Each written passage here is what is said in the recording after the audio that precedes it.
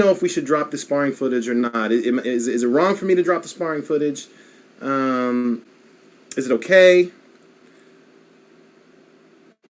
David Benavidez immediately after beating Oleksandr.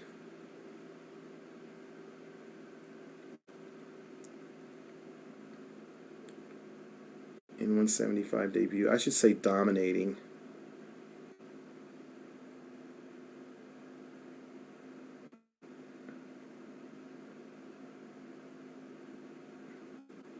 After beating in dominant. Okay, save. All right.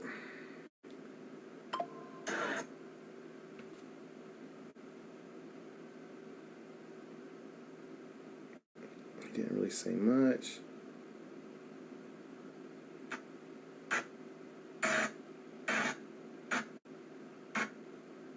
Okay.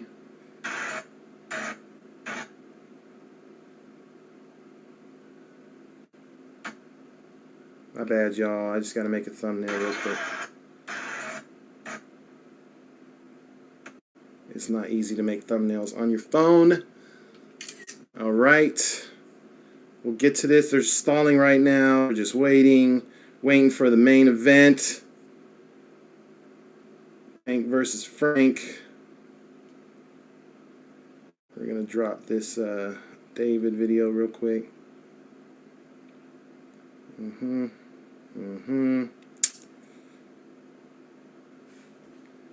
This goes on and on. Boom, boom, boom. Boom, boom, boom. Save. There's a perfect picture. Copy, then paste. Bing. Okay, we're going to just post this image real quick. Save, save. And then we'll go back here.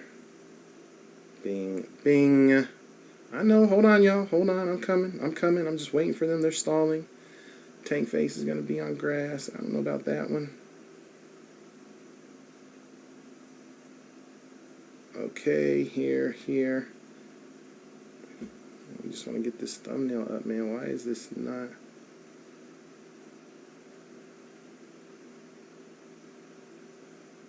Getting lit. Public, bing. All right, there's that. Okay, I caught up, I think. Ask Mayweather, should you drop it? Well, it's not going to matter to him. I didn't get it from him. He got his own copy. Tank ready to do his walk, his ring. Well, he's still in the locker room right now, but they'll be doing the ring walks here soon.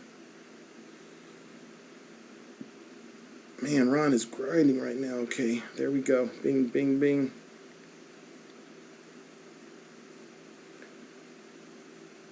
Frank Martin getting ready to come out too. Everyone's getting ready.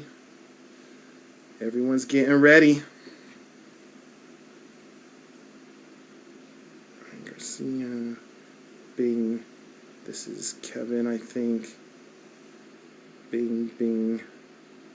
That's Kevin. This is Ron, probably. Yep. This is Ron, probably. Yep. All right, we're caught up. We are caught up. Yep, we're caught up. Okay. Okay, now I can focus. All right, again, after the fight, I think, hold on, let me see. I think we're going to do the post-fight press conference. Yeah, we're going to be doing the post-fight press conference. Yeah, we are, buddy. Yeah, we are. Actually, hold on.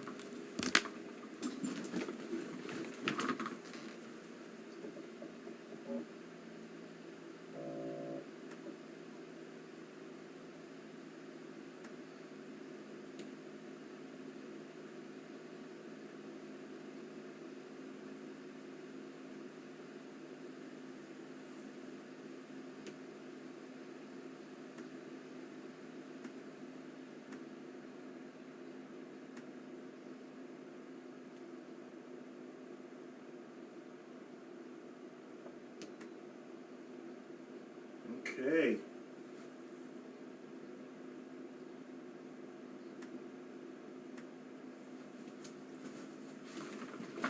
All right. We're back. We're back. Had to make sure the post-fight was good.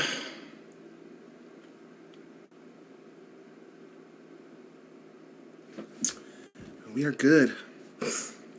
Come on, let's go. Let's get these guys out to the ring. Let's go. Let's go. By the way, Liam Paro and Subriel Matias just started. We are 30 seconds into round one. Subriel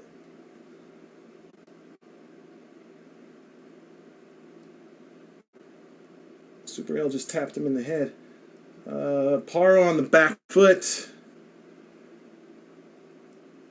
This almost kind of looks like the David Benavidez fight. Paro on the back foot. Subriel just looking to come in. There's a leaping little jab from Matias. Nice little combination from Paro. Nothing really landed, but it did back Matias up, so that's a good thing. Matias just dropping his hands. No respect for him whatsoever. He's just looking to blast him out of there. Tank, they're just doing a promo for Tank right now. They're stalling, buying time, just waiting. After we're done though, if you guys want to stick around, we're gonna live stream the post-fight press conference as well. So man, come on, why are you guys just can't resist? You gotta put your stream high user on this channel. Anyway, we're gonna be live streaming the post-fight press conference. It'll be the PBC feed, so it should be beautiful, crispy, clear. So yeah, stick around, see what these guys have to say. There'll probably be a little bit of a delay before it starts, because they'll have to wait and get the fighters from the locker room, wait until they're done celebrating and everything. But probably 1 in the morning or something like that is when the post-fight will start. But if you want to just stay in the live, it'll be right here. I'll get my ugly mug off of here, and we'll jump into the post-fight. No, it has not started yet. Has not started yet.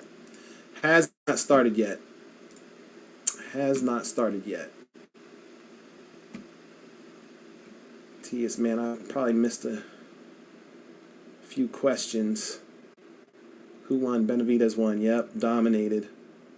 Dropped the full footage. Angry casual. I think it's 72. What's the percentage now? 72-28. If you voted no, if you're one of the 28% that voted no, let me know the reason why I shouldn't.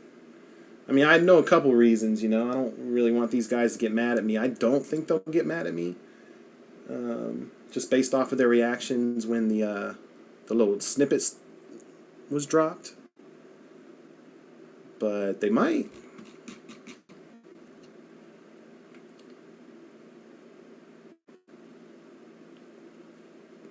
Man, Frank's still in his locker room, chilling. They're still stalling. Another little promo video. Not really sure what they're stalling for. Tank looks like he's ready to go. He's up. He's pacing. If Tank wins, Ryan should fight Frank. If Tank wins, Ryan wants to fight Tank. He's there with a rematch me bitch shirt on.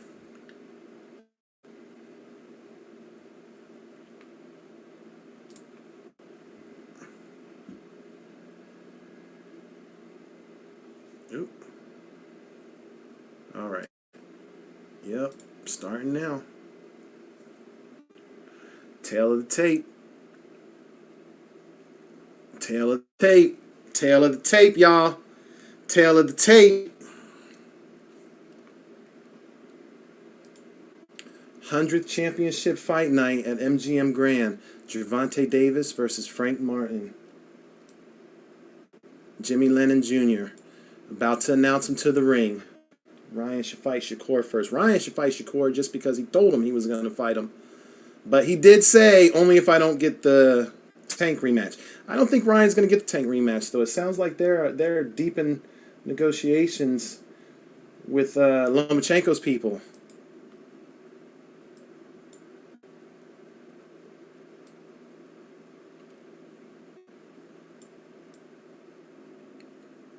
Frank Martin's coming out first. Let's go. Let's go. Let's go. Let's go. Frank Martin coming out first.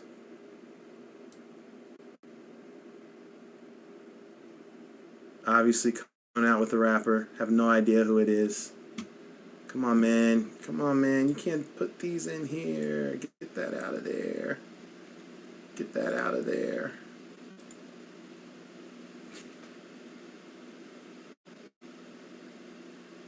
Yep.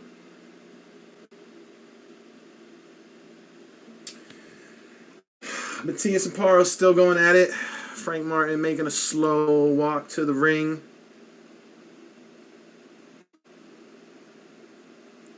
Bobbing his head. He looks confident. Doesn't look like the crowd is affecting him. Did a little shakeout with his arms.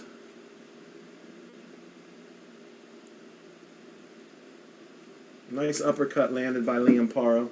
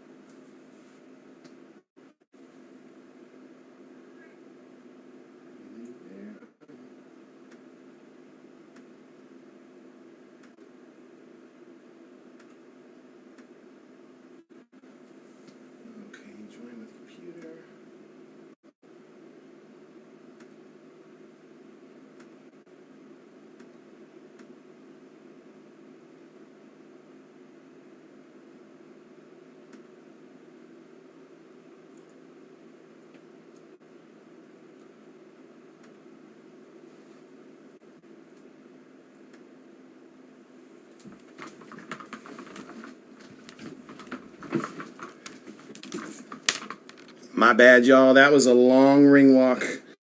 Gervonta Davis stepping out now. That is not Rod Wave. So that is not who he's walking out with.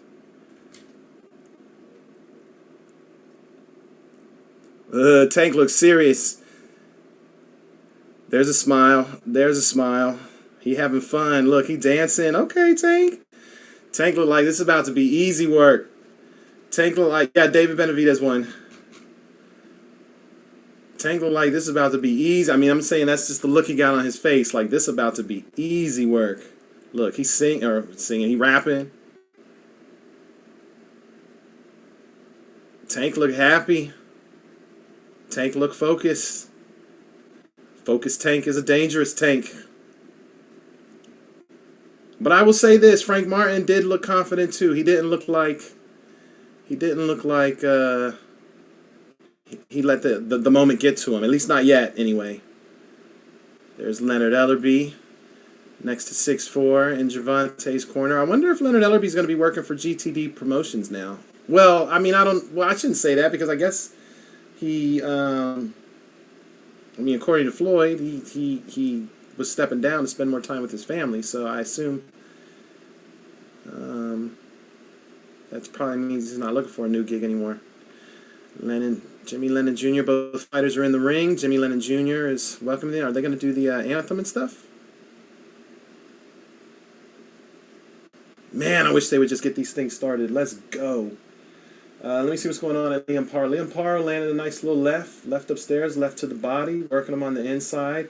Matias just smacking his gloves together, catches him with a left, another left, wop, wop. Matias is just walking. Matias is a machine, bro. He's just walking him down, looking to do damage. Jimmy Lennon Jr. still talking. He hasn't announced him yet. Tank going to win by knockout in the 9th round. Mark it. Mary says 9th round. Somebody else said 8th round. Tank going to kill it. Tank going to win by knockout. Oh, that's Mary again. Mary is confident. Tank going to win by knockout. Can we at least hear it? Nah. They'll be mad about that too, my guy. They will be mad about that too. We are all broke as hell in here. That's not true. Some people are just, some people are at work and they're not able to be in front of a TV. Some people might be in their car, so we just try and provide that service for those who have no other way of watching the fight. What's crazy is prior to YouTube existing, like I told you, I've been doing this for 20 years.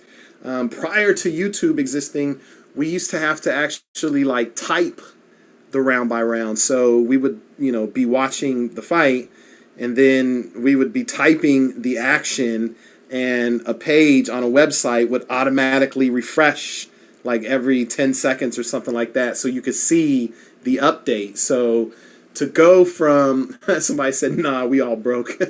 So to go from, a time when we were typing the action, that was going down to what we can do now. I mean, we can go live. We can supplement it with other videos, like the one I'm playing right now. It's just amazing technology. It's crazy how far we've come in just the past 20 years. Hell, just the past 10 years. It's crazy how far we've come. All right, Jimmy Lennon Jr. is announcing Frank Martin now. Frank shaking his head, looking confident.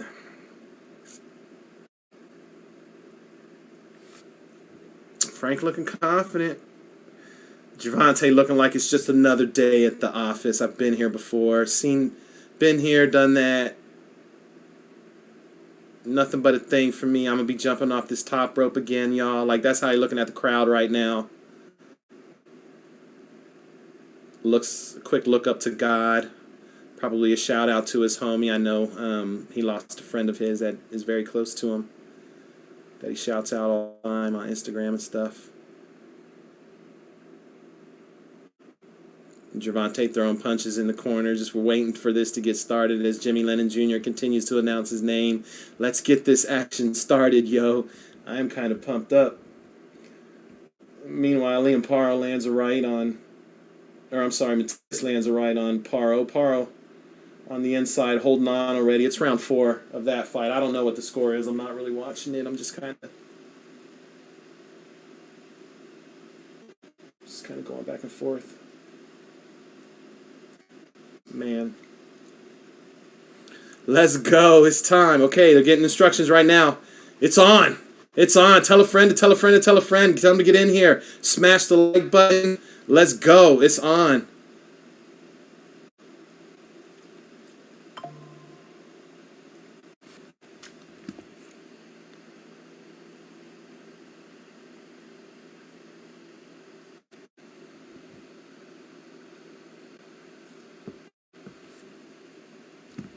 Let's go. Let's start it. Let's go. There it is. Ding, ding. Let's go. Here we go. Here we go. Tank already in the center. Very calm approach. Frank already throwing 3-4 punches. All of them landing short, though.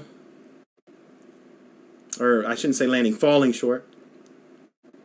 Tank just looking to itch his way in. Just inch his way in. Just inch his way in. Comfortable.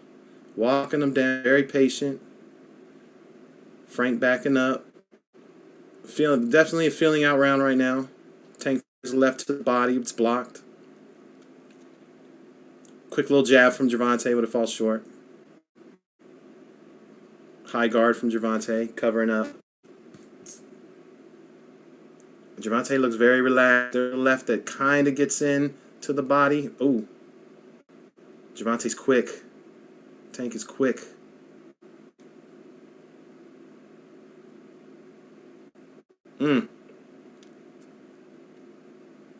Tank just inching in. Frank backed up to a corner right now. He turns his way out. Turns his way out. Tank stalking. Not Tank yet. Very calm. There's a right, but there's another jab from him. But they're just falling short. Frank kind of mushes them backwards. Jab from Frank, but hits the gloves. Another left to the body. Left upstairs. Both of them blocked, though. Stiff jab landed for Frank. Gervonta gets one into the body. Oh, good left from Frank. Gervonta tried to land a haymaker uppercut, but is partially blocked. They trade jabs.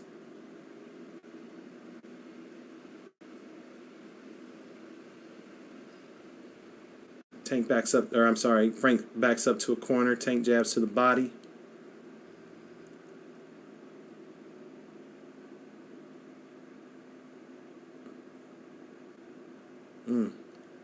Tank tries a left along the ropes. Frank ducks under, gets under his armpit. They kind of clinch up a little bit.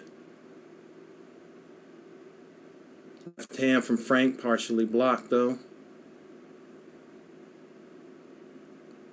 Left hand from Frank again blocked from Tank.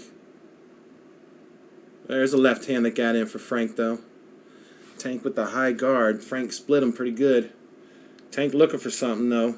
You could tell he's looking for something. He's trying to get in close, man. He probably wants to dig something to the body. He wants to touch that body. Frank in the corner. Frank lands a left to the body. Not much from Tank. Tank just feeling him out, I think. That's the end of the round. Probably give that round to Frank just because he did more work. You know, Tank's very patient, trying to gauge the distance. Edit. Guess I could call this Gervonta Davis ring walk. Ring walk versus Frank Martin.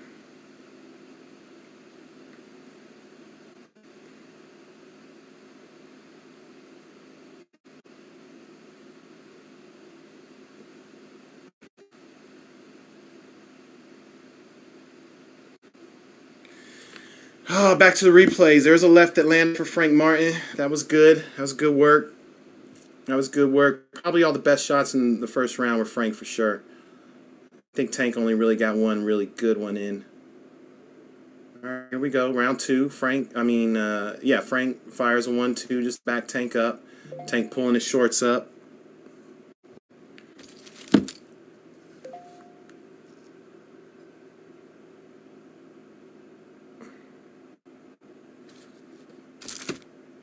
It's a left that tried to split the guard from Frank Martin, but Tank's keeping it in tight.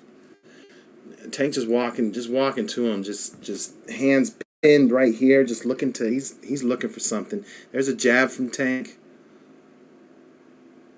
Quick little combo from Frank, but nothing landed. It just kind of spun Tank around on his arms. And Tank's got him in the corner. Frank kind of fights his way out of it a little bit. Good footwork from Frank to get out of the corner right there.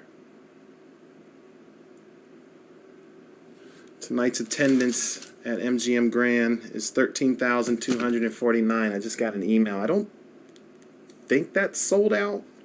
Pretty sure MGM Grand can hold more than that, but I could be wrong. Tank looking to get in there. Tank closing he has closed the distance. I mean, he has. Frank holds on, ties him up. Tank has very slowly just inched that distance, closed that gap just a little bit. Frank, but just, there's a nice left by Tank. That was probably his best punch of the fight. A little looping overhand left. Tank walking him down. Frank on the back foot. Tank again. Tank's on his ass quick, man. He's not throwing anything, but he just threw a left to the body. He wants to land that bad. Sweeping left from Frank there. They trade punches. I think Tank got the worst of that exchange, though. Frank's looking to just play keep away. There's a nice left from Frank, but he kind of walked into, after he fired that left, Tank threw his little left uppercut and kind of caught him. Starting to heat up a little bit. Ooh, that was a crazy right hook from Tank that just missed. Ooh, he's throwing some heat. That boy throwing some heat. Frank back to pumping that jab, backing up. Get off me. Tank explodes on him against the ropes, but Frank ties him up real quick. Tank only got 3 punches off, but nothing really landed. You can kind of tell that's going to be... There's a left that got in for Frank, just kind of busted through the guard. Another left kind of busted through the guard. Tank got to tighten up that guard a little bit more, man. Frank's getting through.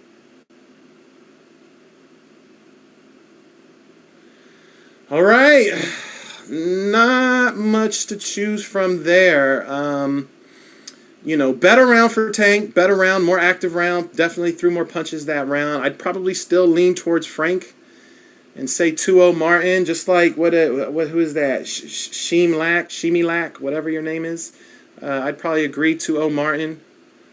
The gatekeeping is crazy. Give me the link. I hear you, man. I hear you, bro. I hear you. Man, please make sure y'all smash that like button. Smash that like button.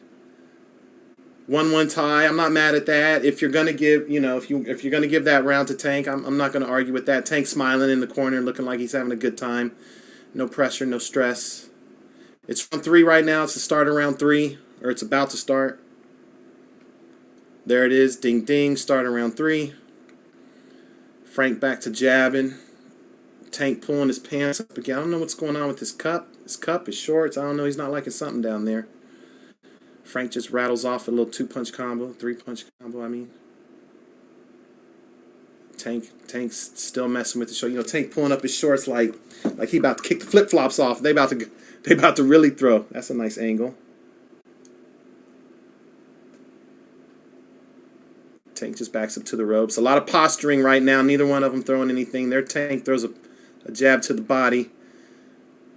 Smiled at Frank. I don't know what he saw. Maybe he saw him flinch or something. I don't know what he saw there.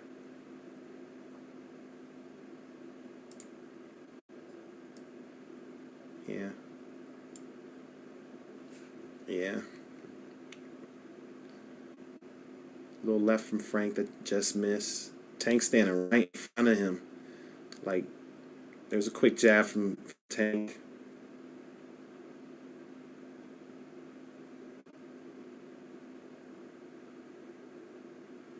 There's a looping left from Tank, partially blocked though. Man, it's a little bit of a chess match here. I mean, Frank had that right pin to his head. There's a left from Tank, but partially blocked. Tank fires to the body. There's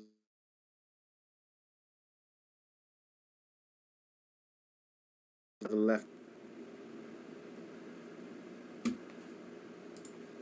Let me stop this real quick. That could be causing a problem. Another left to the arm. Tank's just beating up the arm right now. Frank's keeping that arm up high. There's a little right hook that got in for Tank, but he ate a left, and then he slipped. There's some water on the canvas. Tank slipped a little bit. Frank tried to take advantage, but nothing really landed.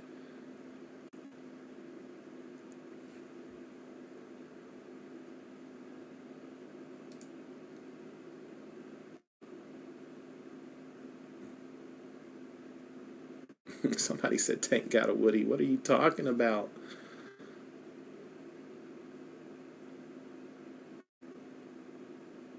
A little jab to the body from Tank. Frank tries to land a left, but it's blocked. Oh, there's a right that gets in for Frank. Decent punch. That could win the round for him. There's another left. That could win the round from him. That could win the round for him.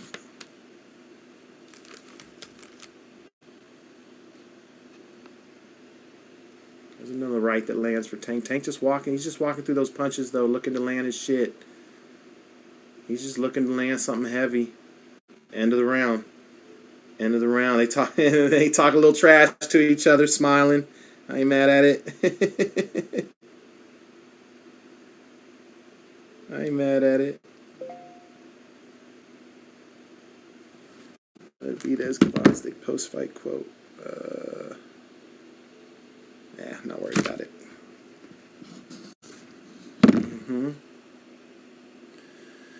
End of round 3. Yeah, that was a nice left that Frank landed. Nice little counter left. It's a chess match. Yeah, I would say either 3-0 Martin or 2-1 Martin. I agree with that. Mary says 1-2 Tank. To be fair, Mary, you are biased. You were picking Tank to win by KO in 9, so we already know who you rooting for. I got Frank up right now, 2-1. Actually, if it was my scorecard, I'd probably say 3-0. But I wouldn't argue with anyone who said 2-1 because I do think Tank probably squeaked out that second round. All right, actions resume. Frank letting his hands go a little bit more, which could be dangerous. Nothing really landing, though. That was a quick little left that landed down the middle, and then Frank runs across the ring to the other side. Tank has to chase him. Frank holds on to him. Tank pushes him off. Get off me. Tank lands a hard left to the body. Frank holds on to him. Tank's not liking this holding. Starting to get a little rough on the inside. Nice right hand gets in for Frank. There's a left that gets in for Frank. Tank lands a quick jumping right. Bop. Knocked Frank's head back. Frank's patient. Backs up to the corner. Couple jabs. Changes the speed a little bit. Good right hand to the body lands for Tank. Frank retaliates and pisses Tank off. Frank retaliated while they were clinched up and pissed Tank off. Tank walking him down, grazes him with a little sweeping right hook. Frank backs up to the ropes, covered up. Tank tries a haymaker of an uppercut. Frank holds on for dear life. Like, oh, Jesus. I'm close. Damn, is my Wi-Fi tripping?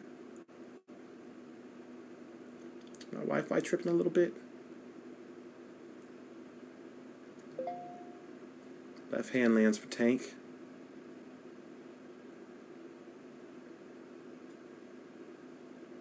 They trade a little rough housing on the inside.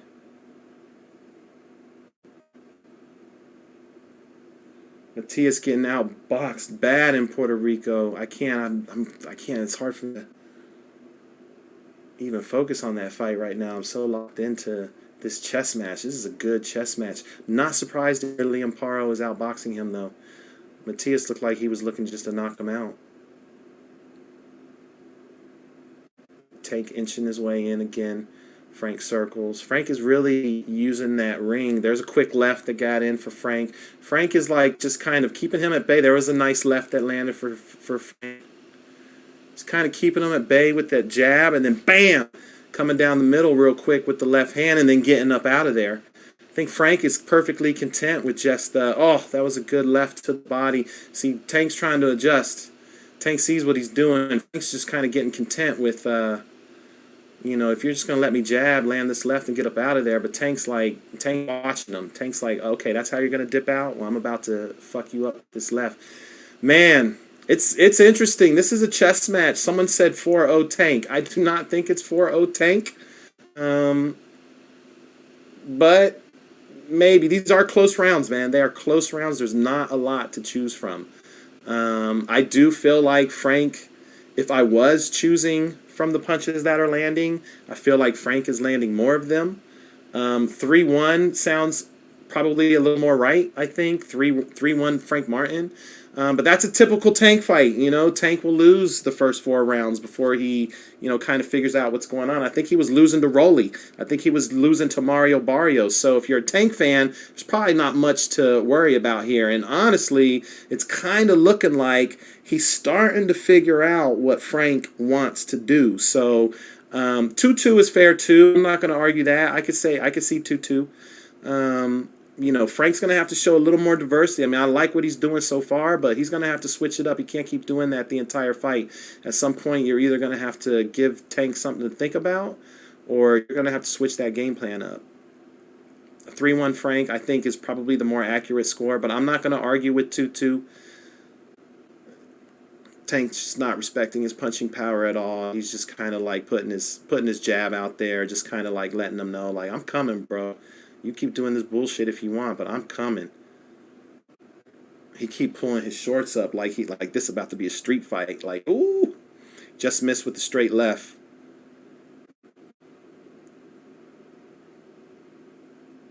Frank lands a little looping left, but it's, I want to say blocked, but caught. That was a good uppercut landed by Subriel Matias as I looked over to my right. It's got Liam Paro holding on. Subriel Matias is getting frustrated with Liam Paro holding on, by the way. Double jab from Frank Martin. Wop, wop. That backed Tank up a little bit, but Tank backs him right back up into the corner. There's a good left that landed for Frank Martin. Frank looks very comfortable backing up into that corner. Like he's like, so far anyway, he's been successful with avoiding any heavy damage and just spinning Tank every time he backs up to the corner. Please try. Muhammad, my apologies. My apologies. I get a little fired up. I will definitely watch my mouth. But I do get a little fired up when I start watching boxing, so my apologies to you and your family, sir. There's a little left. Frank was in the corner. Frank, Tank kind of lets him back up to the corner, and then Frank will get off a quick left and then just kind of dart out of there. I don't think Tank wants to get too behind on the scorecards. I know that power's great, but doesn't always guarantee that you're going to land it. Frank's just backing up to the ropes. Frank's using all of this ring, all of the ring, and using it well too. I can't even argue. When you're fighting a big puncher like Tank, you definitely probably should be using all of the ring. There's a little right hand from Tank that kind of grazed him. 3-1, about to be 4-1. There's a nice little exchange right there. Tank will get close enough to land something, but then Frank fires back. Frank fires back to make sure the judges, don't get any credit for that. It's a good little scrap, man. It's a good little scrap. It's a jab that lands for Frank. I'm sorry. Tank backs him up to the corner. Again, Tank backs him up to the corner. Frank just shells up. Bing, bing, blocks most of it. The punches just graze off of his arms. And end of the round. Again, you could say that was a Frank Martin round. I mean, Frank Martin is just getting more work done than Tank is getting done. It's not that doesn't mean Tank's not getting work done. Just like they just showed the replay, that was a great Tank fired an uppercut that was blocked, but then he followed it up with a right hand that landed, which was beautiful. That was a great highlight. But then right after, they show another highlight of Frank Martin answering with his own right, and there's just been more Frank Martin moments, but again, that's not shocking because that's kind of how Tank fights. I'm hearing it's 3-2 and 5-0. I do not think it's 5-0 either way. I think it's got to be either 3-2 Frank or maybe 4-1 Frank. But I don't know if Tank has won 3 or more rounds. Maybe, again, close rounds. I don't want to sound like I'm hating because Tank is getting work done too. But the action is just, they're very... It's a chess match, man. It's a chess match.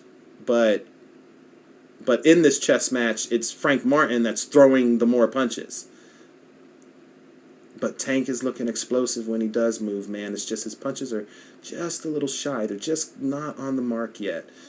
But we're not even halfway through. I mean, I guess we are. It's the 6th round right now, so we're just getting halfway through. And, a lot can change. But so far, Tank's just really, he's not making Frank. But, Frank is comfortably, again, he's just going to the ropes, comfortably sitting there, waiting for Tank to do something. That's a nice little combination. Now he's got a stab jab to the stomach. Again, another nice little combination from Frank Martin. Putting the jab on Tank. Tank's just eating it, whatever. Oh, that was a good left hand from Tank, though. Good left that caught Frank's attention. Got his eyes wide open right now. Oh, that was a good left from Frank, though. See, again, Tank will land nice, but then Frank will come back, whop, and then he'll go back to landing a few more punches. So there's a nice little combination from Tank in the corner, but nothing really landed. It's just, Frank's just covering, ducking, dodging. There's a left to the body for Tank. CBS Sports gave Tank 3 out of 5. It's possible. It's, again, there's some very close rounds. I don't really think Tank's got 3 rounds. There's a left that landed for Tank. He's probably winning this round so far. I think Frank's kind of letting him get off more right now. He's doing way more covering up than normal. Again to the ropes, but Frank's not throwing anything. Tank throws a left, partially blocked, but he threw it, and it touched him, so it landed. There's a nice left hand that lands for Tank.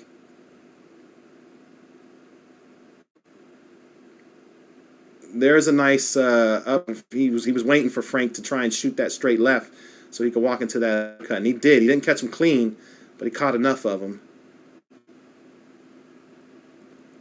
Tank's made some adjustments here. I like it so far. Just walk him down, very patient. Quick little right hand. Bop. There's a left from Frank. Frank not doing as much in this round. There's a right to the body from Tank. This is definitely a Tank round right now. Definitely a Tank round. Boom, boom. Frank just trying to keep him at bay with the jab. Oh, that's a good hook from Tank. Another one just upside Frank's head. Yeah, I don't know. I don't know if he's hurt. I don't know. Frank's not really doing a lot this round. That's the end of the round. He's not hurt, but he definitely looked like he may have taken that round off, or he just wasn't as active. That's definitely a Tank round, so you probably either got it, I don't know. 3-3 maybe? Here's some highlights. That was a good left from Tank. Here's Frank in the corner just trying to bend. That one missed. That's a good left from Tank. See, Tank's starting to figure out 3-3 tie, Mary says. So you probably... that was a good left from Tank. Yeah, you either got it 3-3 or maybe 4...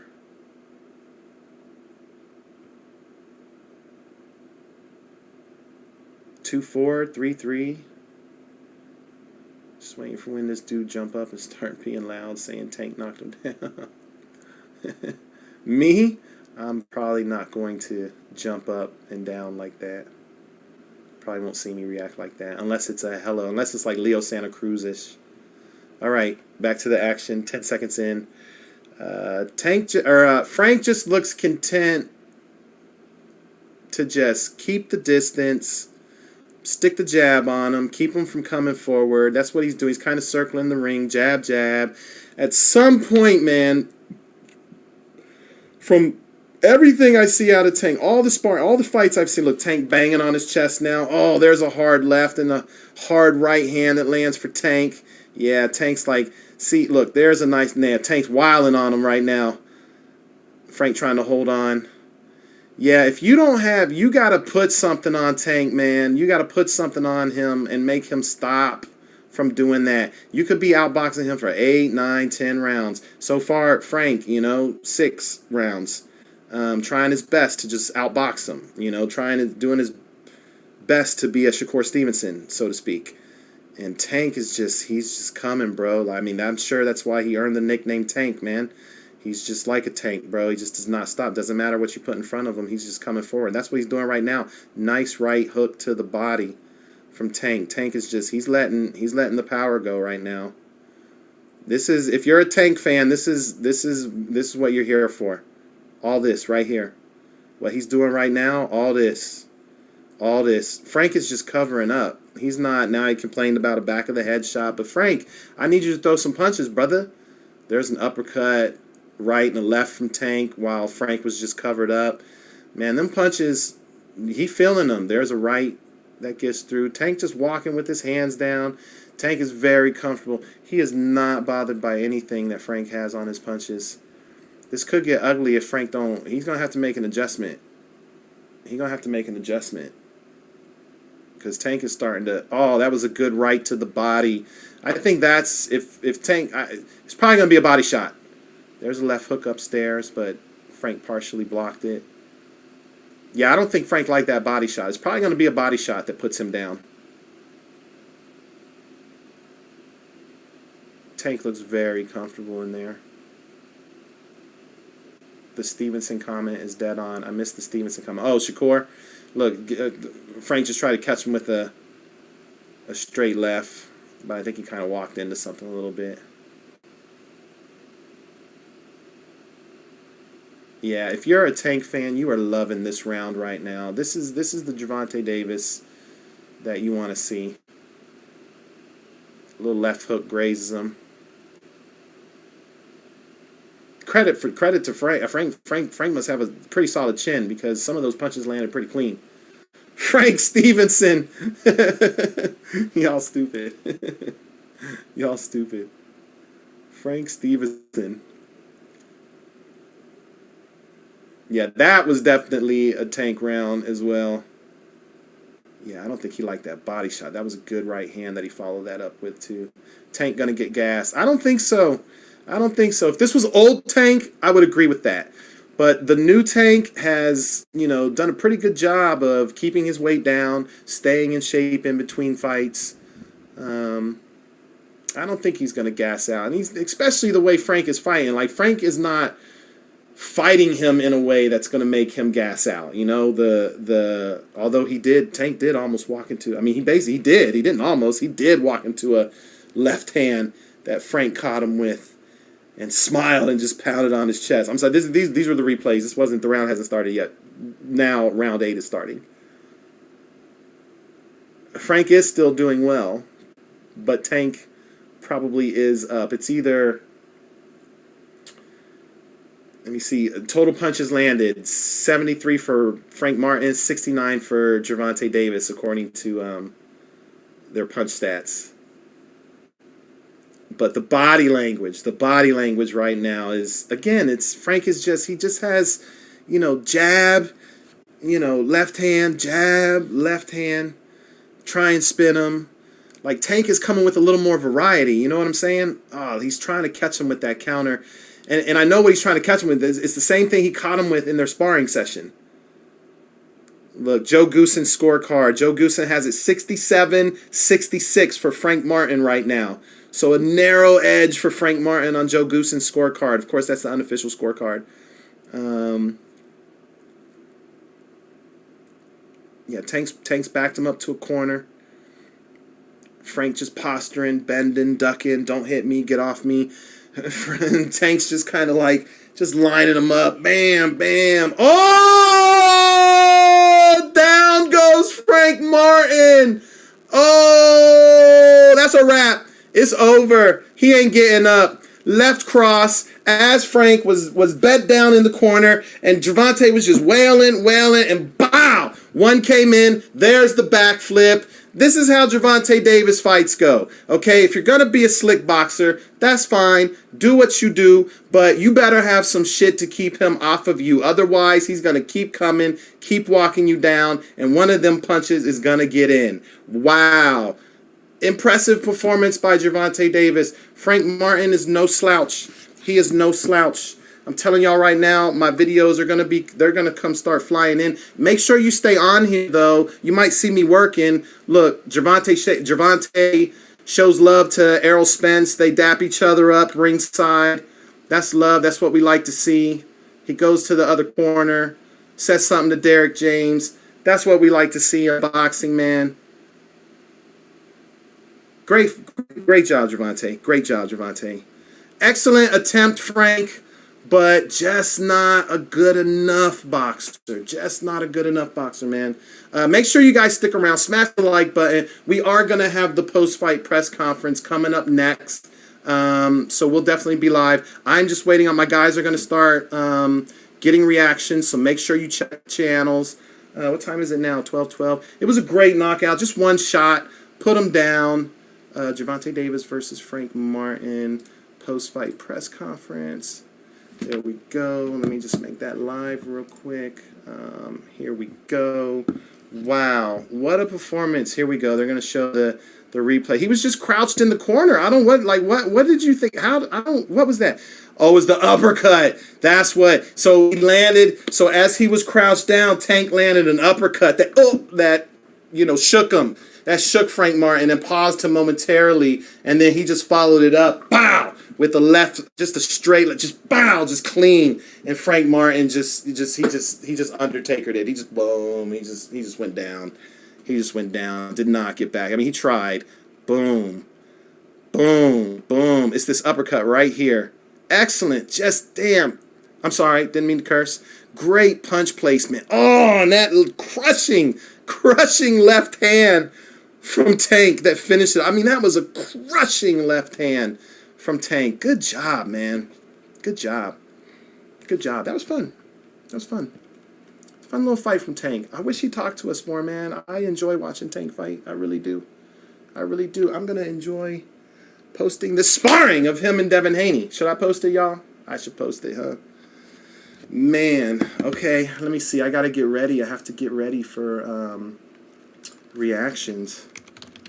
Reacts to Gervonta Davis knocking out Frank Martin. I should say brutal knockout, because it was brutal. Was that a brutal knockout? If anyone saw it, was that a brutal knockout? Let me know. Give me a yes or a 1. If you saw it, if you saw the knockout, would you consider that a brutal knockout? Wow, who said 8? Somebody said Tank in 8. Gervonta Davis won. Gervonta Davis won. Shakur Stevenson's son. Wow. Again, you have to be able to hurt Tanks and everything. You don't have to hurt him significantly, but you got to hurt him enough to keep him from just walking you down and doing whatever he wants to do. Wow. Ladies and gentlemen, time. 129 of round 8. Tank in 8. Everybody that said Tank in 8, pat yourself on the back.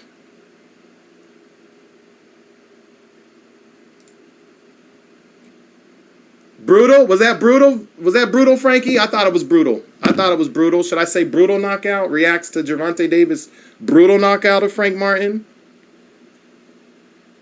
I think it was brutal. That was brutal. That was a nice uppercut, and then bing. Let me hear what he says.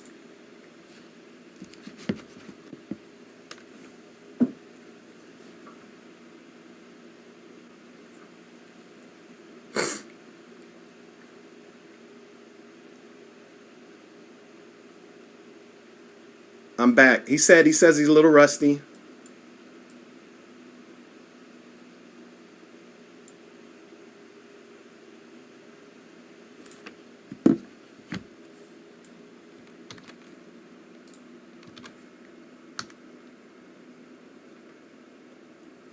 Footwork wasn't bothering me.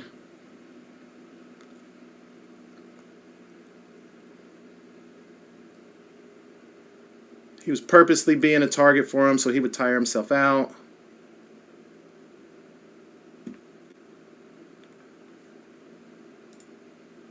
Got a little mouse under his eye. That was just the cherry on top, right? I agree. Boom. That was a finishing. Yeah, that was a hell of a knockout.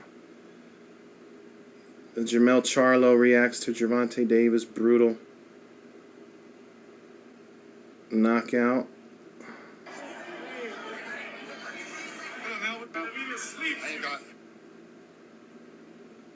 Brick hand, just finish it off, Tank said. Why do you think he was so successful in setting that punch up?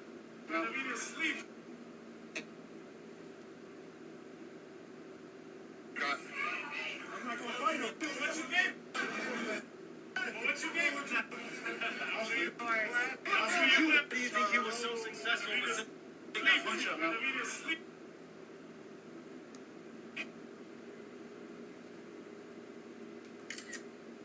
Man, that's a terrible thumbnail, but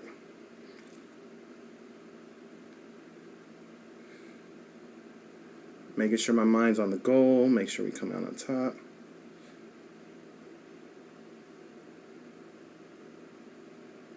There's Jermell Charlo. He's talking about jail time, how it made him a better person, blah, blah, blah, blah.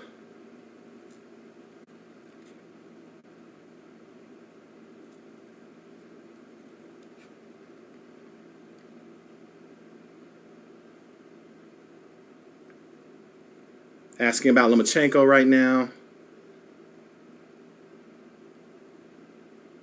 Again, just a reminder, if you guys want to...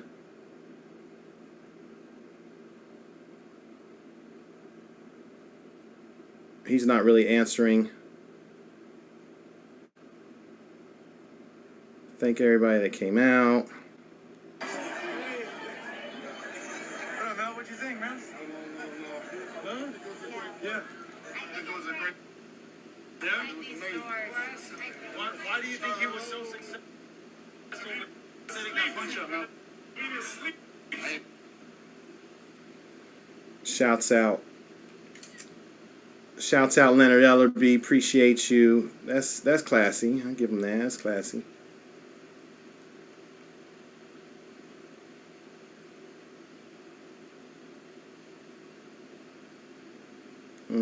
Talking to Frank now. I'm not gonna fight him, my nigga. I'll sleep you, though. I'll sleep you. I'll sleep. Jamel, what you think about that knockout, Jamel? When I want to. There you got that knockout. It was crazy. It was great. You did what you had to do. When can we expect you back, Jamel? I don't answer those questions yet. Okay. If you had any respect. Hey, Jamal, My bad, y'all. I was looking at some videos that were being uploaded. Listen, if you guys want to see the post fight, we're gonna stream post fight here shortly. Frank's basically saying he was just trying to pace himself and not shoot his load and blah blah blah, and that's why he got caught. Paro just beat Subriel Matias, by the way. Subriel Matias is raising his hand, saying this guy's good. Damn, Liam Paro, the boogeyman. Whoa. Hold on, y'all. Hold on. I got to start something.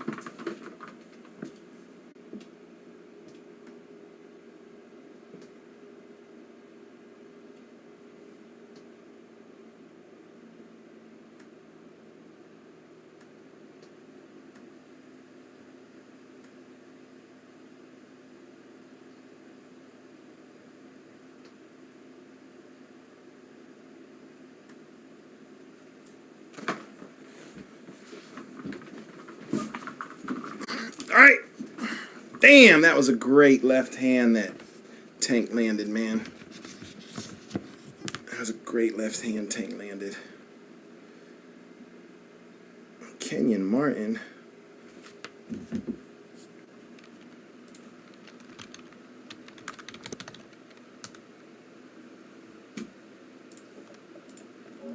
Kenyon Martin.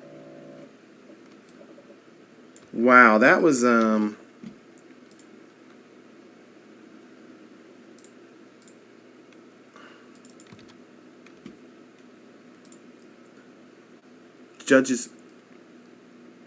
Judges official scorecard had Tank ahead 67-66.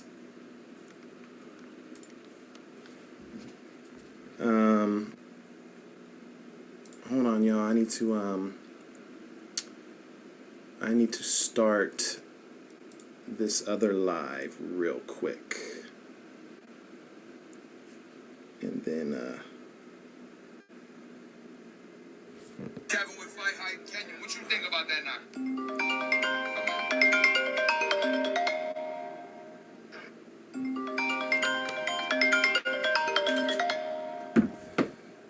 1 second, y'all.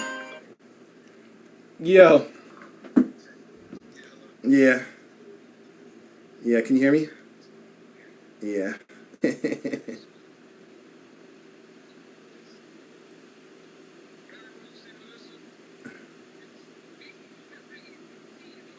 Yeah. Yeah. That went as I expected.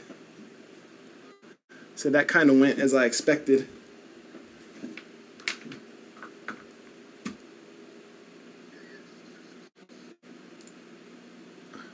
Yeah. Yeah, I'm about to. I'm just waiting for these dudes are sending in reactions right now, so I don't want it to be buried. You know what I'm saying?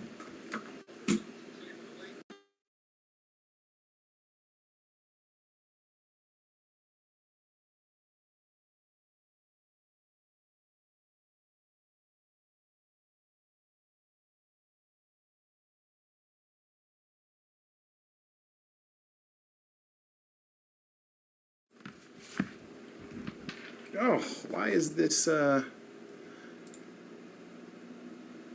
to figure out. Yo.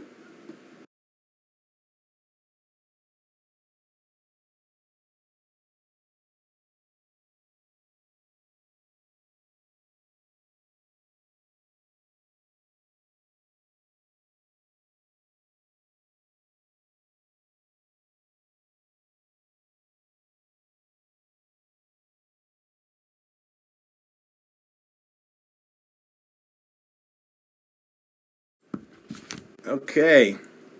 All right. We're going to have to go live. Wow. All right. Let me go back to, let's go live here. Let's go live here. Let's get this going. Let's get this going. Let's go back here. Whoops. I think we're live on both of them, right? Let me pull this up here. Oops.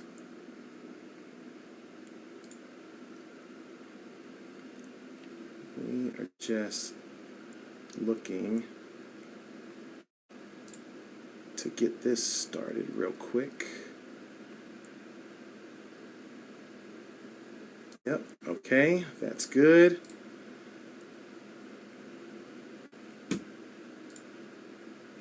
You guys, we're just waiting. I'm just waiting. We're just stalling, waiting for the post-fight press conference to start. Right now, it hasn't started yet. Wow. I'm still, what a knockout shot, man. What a knockout shot. As soon as the post-fight press conference starts, I'll get my ugly mug off of here. Or as soon as they cue it up, I'll get my head off of here. And we'll go straight to the post-fight. Suleiman reaction. Who cares? We want Jermell Charlo's reaction. Not a lot of reactions going on tonight, y'all. Let's get a little more of this sparring. Play a little more of this. This tanky sparring footage. I'm gonna drop it, y'all. What are we down to, though? Yo, when we started this, the poll was at 81% to 19. 81% said yes, drop it. 19% said no, do not. Now we are at 71% says yes, 70% says yes, 30% says no. For those that are saying no, please tell me. I just want to make sure I'm not offending someone, right? Like I feel like it's kind of okay to post it because I got it, but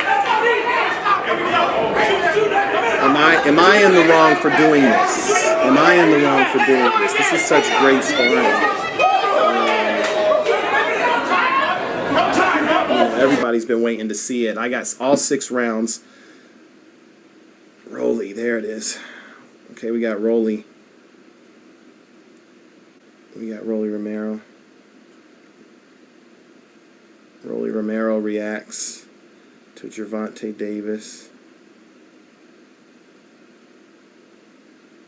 Edit. We got Rolly Romero's reaction. We want to post his face real quick.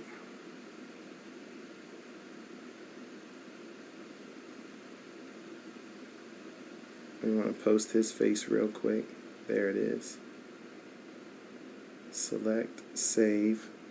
All right, y'all, I'm just posting. We got some reactions. We're just waiting for the post-fight press conference to start. No issues. Jose Suleiman reacts.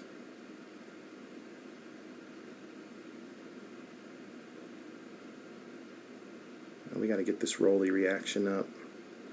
Visibility public. Let's go. No, this is Mauricio Suleiman.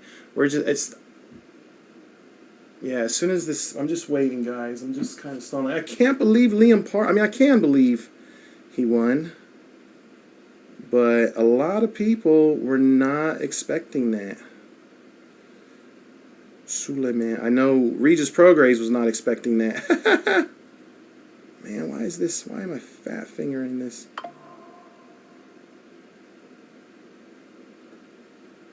Let's get this together. Save. Make sure y'all stick around. Smash the like button. I also have the post-fight going in another stream, but I just want to make sure you guys stick around. Mauricio Sulaiman. Okay. We got his reaction. Mauricio, get the knockout. It's el main GM. There it is. We got Mauricio Sulaiman's reaction. See if we can get that up real quick. Bing, bing.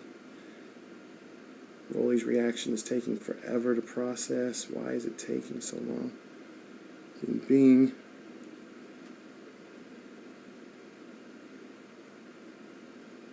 Bing. All right. Okay. Man, what a adjustment that Tank made. I was really impressed by that, y'all. I can't lie. Edit. Okay, reacts. Save. Oops. Let's get this on and popping. Bing, bing, bing. Submit. Bing, bing, bing. Submit. Edit title, Leo. Santa Cruz reacts. Let's get that. Zab Judah reacts. That's fine. We got to get Leo Santa Cruz up. Mauricio Sulaiman. Oops. Mauricio Sulaiman up. Man, this is visibility public. You guys, I'm just uploading. We got Leo Santa Cruz's reaction. That's going up right now. Leo Santa Cruz's reaction is up. Man, everybody got him. They were on him. But I am just trying to get these videos pumped out before this post-fight press conference starts. And then when it does start, I will switch over, select, bing, bing, bing, save. Let's get Leo Santa Cruz up there. We got Zab Judah's reaction coming up. Caleb reaction, leaves in a rush. Zab Judah reaction, we need a thumbnail.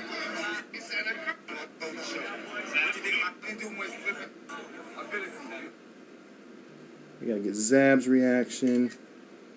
Man. It's a lot. It's a lot of work, y'all. It's a lot. You'd be surprised. We gotta move quick. Oops. We gotta move quick. This one might actually be up already. Let me see. Zab Judah.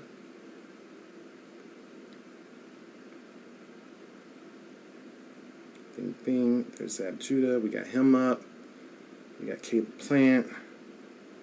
Play video. Hey, Caleb. Hey, Caleb. KG with FightHype.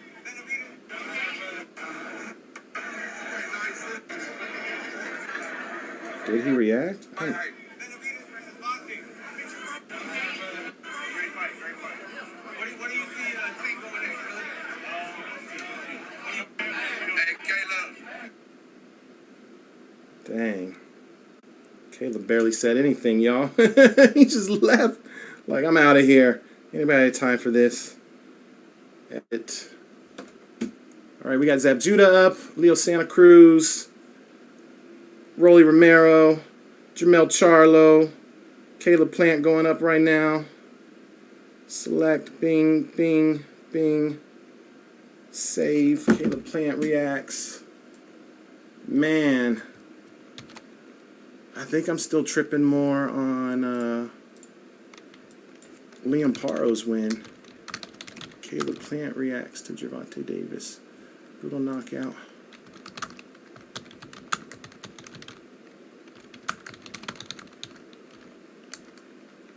Beating Gvozdyk. Boom. There you go, y'all. That's KG. Man, it's a tough one. It's a tough one tonight, y'all. I'm not going to lie. All right. I think I'm caught up. Stick around, y'all. I know people jumping in and out. We're just waiting on the post-fight press conference to start. I can show you real quick if you want to see. Let me see.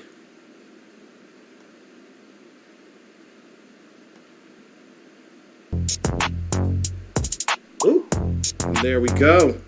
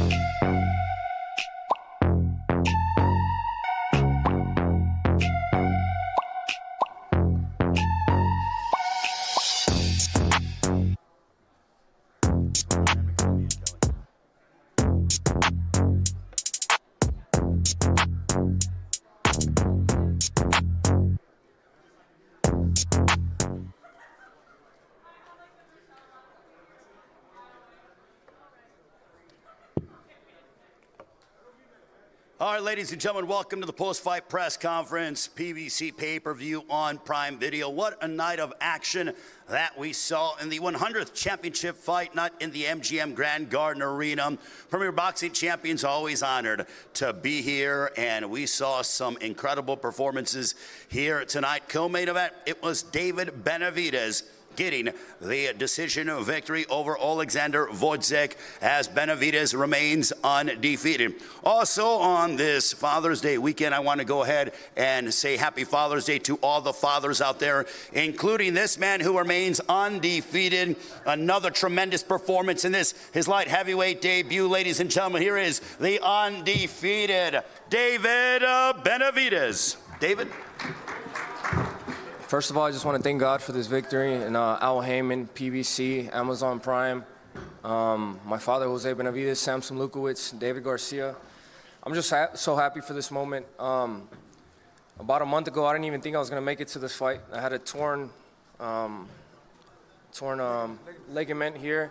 Hand was injured, and I got a cut in my eye, but, I said, fuck it. I'm going to keep pushing through. I can't cancel this, this event, and that's the reason why I wasn't throwing so much in this fight, because as you can see from here, my hand's messed up, torn ligament. But we still dominated. We still won every single round against a great ex-champion.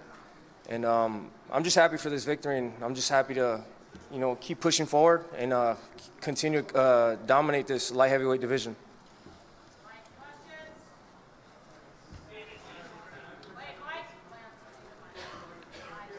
Wait for the mic to get to you and then ask a question. Hi, David. Thank you and congratulations. Do you think that you will definitely stay at 175 now, or do you want to invoke your mandatory right again with Canelo Alvarez at 168? I definitely want to invoke my mandatory right. It's something I worked for my whole life, the past 3 years, it's something that's rightfully mine. So, like I said, this was a perfect opportunity for me to come up, win another belt, and but I still can make 168 easy, so we're still looking to come down to 168. Hey, David, what's going on? Najee from Cigar Talk. Great win. Congratulations. Obviously, this was your first fight at 175. I know you just mentioned your hand and the ligament. Do you feel like your power was the same? Do you feel like it translated the same way to you? How did it feel as far as your power? Yeah, so my power still felt good, but by the third round, my hand was already messed up. And then I kept trying to use the right hand, and that got messed up too. But like I said, I dominated the whole fight. So, it still translates, but obviously it's a bigger weight class. These dudes could take a bigger shot, but it doesn't. I'm not going to shy away from this. This is what I want, and I'm going to continue to keep working hard. Straight in front, David. Congratulations. Thank you. My question for you, David, is you just talked about your power and your hand injury, but I wonder, did you feel like at any point in the fight that you did have the power to hurt him? That if your hand maybe wasn't damaged, that you would have maybe been able to do more damage to him? No, even with the hand hurt, I kept hurting him. I kept hurting him to the body. Early on in the rounds, in the fight, I kept hurting him to the body. But it's just, I don't know if you guys seen it, but I was seeing the left hook with the hand open. It's kind of a slap, so I couldn't really do much with it, man. You know what I mean? But I still feel like, it still translates up to this weight, and I'm going to keep working hard. I'm going to keep getting stronger anyways. On the flip side of that, I wanted to ask you, did you feel the power from the bigger man? Because you're used to fighting super middleweights, and now you're fighting a bona fide light heavyweight. How is it to feel the power of a light heavyweight? It feels nice. I like getting hit. This is a part of earning the money too, you know what I mean? It makes you feel like you're a real life Rocky Balboa, you know what I mean? But I like being up here. I love everything about fighting. I love getting hit, and I love pushing forward and just showing my heart to the whole world. But boxing is boxing. You're gonna get hit. And this, I didn't get hurt at all the whole time, and I'm just happy to be here and keep fighting. You know what I mean? I'm at 175. These are some big boys, but I got a lot of things to prove to the world, and I'm gonna keep proving it to the world. Tus reacciones de la pelea en español y tu pensamiento de que ahora subes tú y ganas y das un nuevo golpe de autoridad cuando Canelo no pudo, ¿es otro nuevo mensaje para él? Pues la verdad, yo no estoy pensando en Canelo ahorita, yo estoy pensando en mi propia carrera y estoy aquí, me siento muy bien y yo quiero cumplir todo lo que puedo aquí en este weight class y voy a seguir ganando títulos y mi sueño es ser Unified World Champion en este clase y eso es lo que voy a hacer. You want to translate to English? The question was about whether, David was thinking about 168 or staying at 175. No, well, like I said, if I could go down to 168,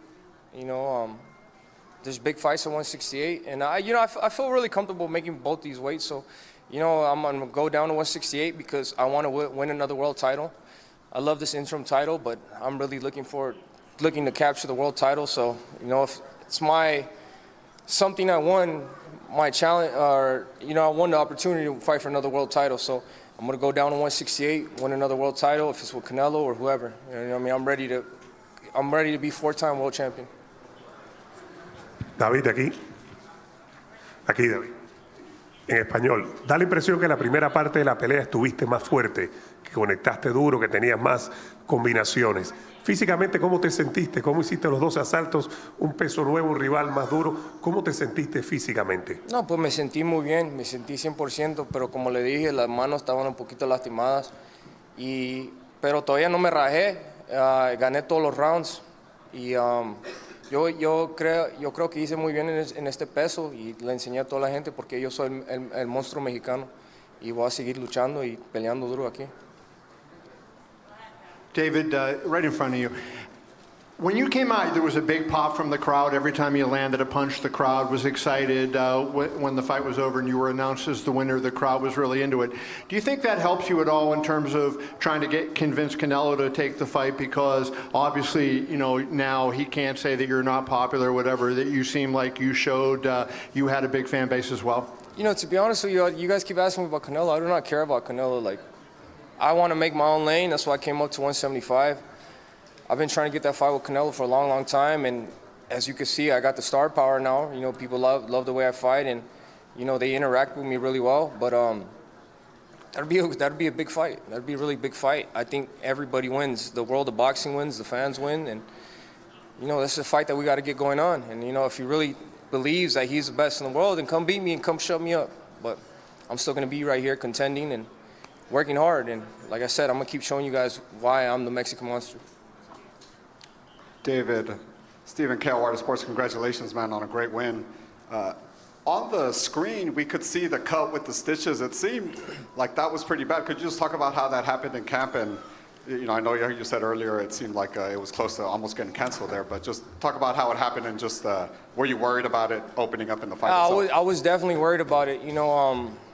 Started off the camp, I think like a month and a half ago, torn the tendon. They told me I was not going to heal with the time. They told me I needed at least 3 months. I said, I don't care. I'm going to keep fighting. I'm going to keep training. Then I hurt this hand. And they told me, oh, well, you got to take a break for that. I said, no, that's not going to happen. I'm going to keep fighting. 3 weeks ago, sparring, last round, I'm dominating 3 different sparring partners. Last round, I get cut. And that really worried me a lot. I'm not going to lie. I didn't think I was going to make it here. But, my dad, he told me, you know what, the cut is not too big. We can keep going. And I put my faith in my dad, and I said, you know what, I'm going to pray to God, and hopefully he'll let me heal in time to get to this fight, because it was a big event. I didn't want to miss out on this event, and I didn't want to miss out. I didn't want the fans to miss out, because this is a big moment for, the fans, I think this is the biggest fight. This is the biggest card for PBC this whole year, and I said, fuck it, I'm going to just keep training and, keep having my faith in God, and God took care of me, and I made it to this fight. Came out with some injuries, but I still won. And I know this was for the interim title. Have you, I know you've been mandatory for Canelo for a long time. Have you been given any assurances by the WBC that you can enforce it and you will get Beterbiev or whoever ends up winning Beterbiev and Bivol? Yeah, we've been talking about that, and we've been making some stuff happen. But at the end of the day, I won another belt. I'm happy about this, and we'll see what things go from here. I got to take a break because my hands are fucked up, both of them. So, we're going to take a little break, but, I will be back. And if it's Canelo, whoever in that division, I'm going to keep showing the world I'm the Mexican monster. I don't care who's in front of me. I'm going to come out victorious at the end of the day. David over here, Power 106, Yelene. This is your first fight at this weight class. What can you take from this fight? What lesson for your future fights, and if you stay in this weight class? The only thing I could take from this fight that these dudes they take a shot pretty well. They take a shot when my son wants to leave already. But they take a shot pretty well, and I just want to go back into the gym and get better. You know what I mean? Just work on different stuff, and you know, the boxing is not easy at all. You know what I mean? You sometimes you move up in weight, and these dudes take a better shot. But that's what it is. You know, boxing at the end of the day, it's not supposed to be easy. You know, and you know, it was a great fight tonight. You know, all I can say is, you know, I'm just thankful for having experience with Oleksandr Gvozdyk. I said Usyk because I met Usyk in the back, and you know, that was pretty cool. So I'm still thinking about that. But yeah, he has a lot of experience, but you know, I went in there and I dominated every single round, even with the cut, 2 messed up hands. So that speaks volumes about my name. So you know, I'm just happy to keep contending in this weight class. David, aquí. David, right here, middle, Marcus Hayes, FightHype TV. Congratulations on another great performance. The cusp of Father's Day tomorrow. We watched earlier in the week your little guy in the media workout that you guys had, imitating you. Talk to us a little bit about what those moments mean to you, sharing these moments with your dad and with your brother. Talk to us about what Father's Day means to you. It means a lot to me. It means the world to me. Don't get my son started. I'll tell him to do combinations right here. We'll do them in front of everybody. You want to do that? Let's go. Show everybody. Show everybody. Combination. Go, go.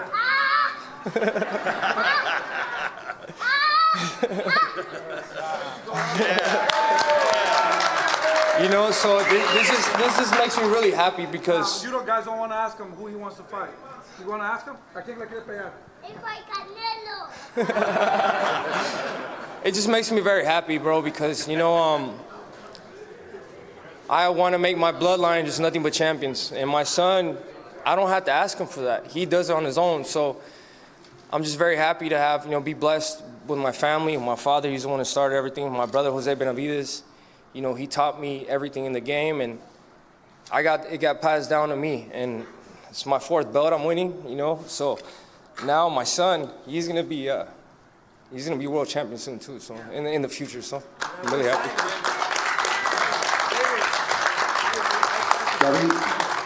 David, tengo 2 preguntas para ti en español. Primero que nada, la primera que tengo es algo que has hablado en inglés, pero quiero preguntártelo en español para la gente que habla español. Mencionaste las lesiones en la mano.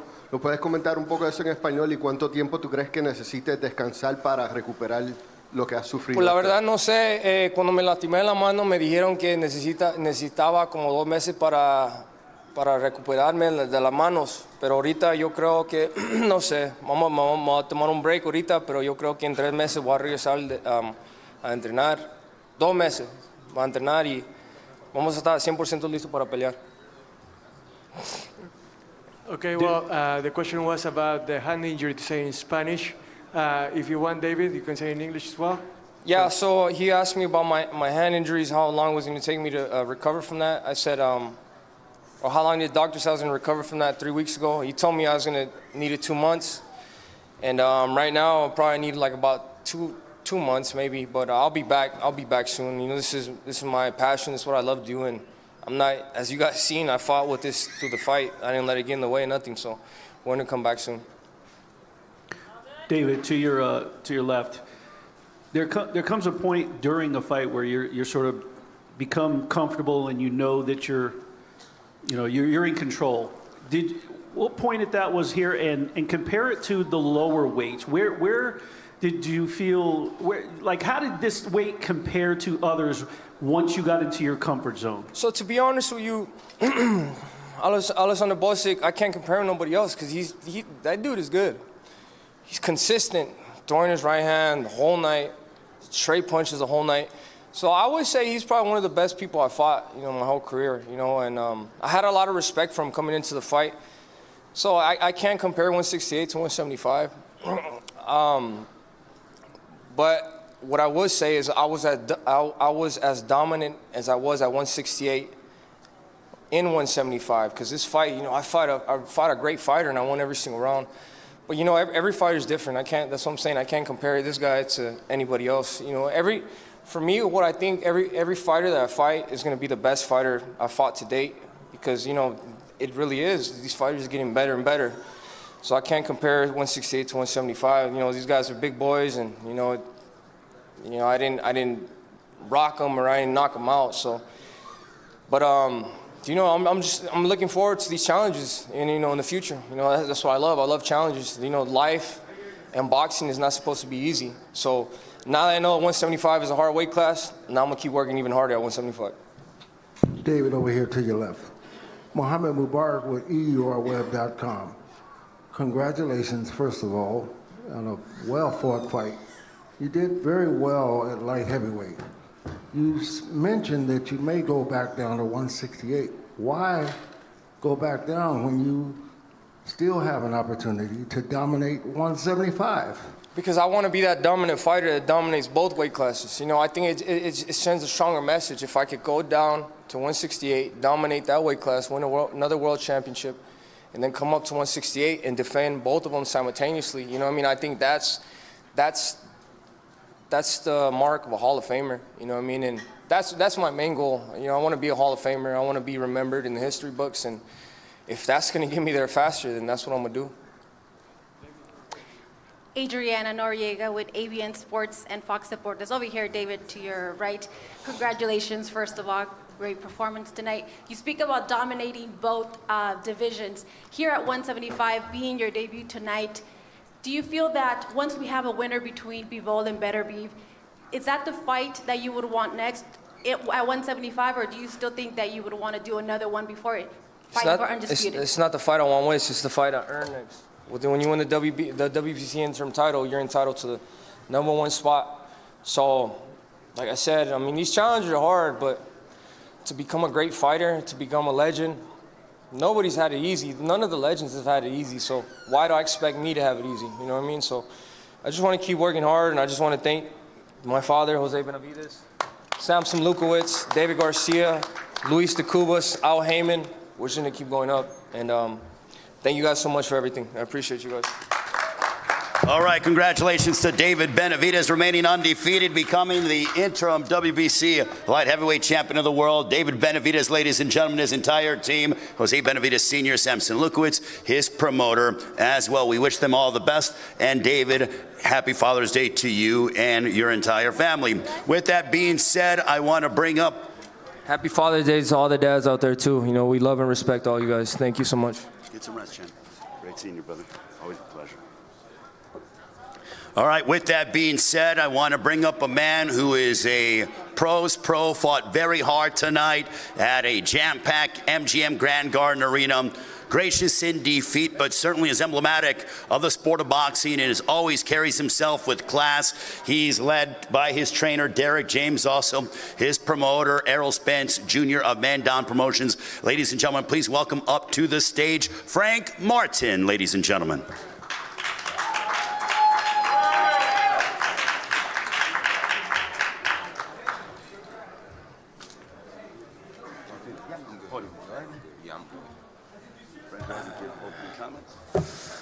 What's up, everybody, man? I let my people down, but my head high, At the end of the day, I came out to be great, but I came up short. I got caught with a shot that I didn't see, one that came from underneath, and it went from there. I guess I ain't make the count, but I appreciate everybody that came out, everybody that's been a part of this event, from Errol Spence to TGB to, everybody, all you guys who are in here as well. I'll be back, I'll be back better, watch film, get better, grow, and y'all to see me again. Okay. Questions for Frank Martin? Hey, Frank, what's up, man? Najee from Cigar Talk. What's up with you? What's going on, brother? What up, congratulations, man, just even being here and fighting tough. In the beginning of the fight, you had it under control. You were moving well, using your jab. It felt like you won a lot of the early rounds. I would say maybe around 5 or 6 is when it started to feel like it took a turn. Can you tell me about that part, like what you remember, like when the momentum started kind of shifting for you? Just I got to chilling too much on the ropes, you know. Derek, that's one thing he been talking to me about in training camp for a while, you know, not getting comfortable on the ropes, you know, not chilling on them, you know, just because I feel like, you know, I can catch shots and this and that, you know. I just felt like I was on the ropes too much, you know. I had started just chilling on the ropes too much, bouncing off of them and stuff. Okay, and quick follow-up. A lot's been made about Tank's power. How was his power to you? Was it really like devastating power? I mean, he got power, you know what I mean, but it's more like he do a great job at landing this big shot, you know. He know how to land that shot, you know, hit guys on the button and just get him up out of there, you know, because he an accurate puncher and he just know how to land that shot. Frank, just a question. You did as well against him as just about anybody that's ever fought against him, and you still end up getting knocked out. What do you think, what kind of performance does it take, what kind of fighter would it take to end up beating Gervonta? You said what type of fighter? I mean, you just gotta go in there and box. You gotta be able to box, you know, and just watch all the shots, you know, because he got them shots that if you don't see him, you know, he can get you out, and he's sneaky with it. You know, he could take a punch, he can give a punch too. So it's just like just being woke. With him, you gotta be woke in there. I've been saying that like the whole time leading up to this fight. You know, you gotta be woke, and I got caught with a shot, not being woke, so. Frank, straight in front of you. I was wondering when you got to the ring and you know, your first time in front of that kind of big crowd, big event. I mean, you've handled the promotion, it seemed to me, very, very well. I wanted to know, like, what were you feeling when you got into the ring? Did it take you a little bit of time to sort of catch your breath, sort of, because of the magnitude of the event? Or did you feel like you handled it very well? Nah, I feel like I handled, you know, the lights, the people, you know, and the crowd and stuff. I felt like I didn't let that throw me off of my game plan. You know, I was focused. You know, once I was in the ring, everything else was just kind of like, you know, like I was tunnel vision while I was in the ring. So like when I went out there, it was just, you know, I was locked in on him. You know, I wasn't too much worried about the crowd or nothing like that, you know, because I came to, you know, get the win, but I came up short. Frank, Cynthia Conde, Best Women's Boxing Show, period. Congratulations. We've talked a lot about Tank's power, but a lot of people don't realize, obviously, Tank has very good boxing skills. What did you think of his skills in the ring and obviously the traps that he was setting with the skills? He got good traps, you know. He got good setups, good traps. You know, it was certain, like the trap that I got caught with was one that we knew that could possibly happen, you know, and I was just too comfortable, and you know, he landed that up on me, and I ain't see it, you know, just by being on them ropes. But he's a slick guy, you know. He could box, he could punch, you know. He could really, you know, he adaptable. You know, I feel like Tank can adapt to a lot of different styles. You know, he got the experience. Frank, right here. Liliana for Chicana Boxing, how are you? Congratulations on your performance. You were very sharp tonight. Do you feel like you were one of the best opponents that he's had so far, if not the best opponent that he has so far? I feel like I ain't really get to show it. I ain't get to show it. You know, with me getting caught with that shot, I ain't get to even catch my second win or nothing, you know, so I ain't really get to bring nothing else out, you know.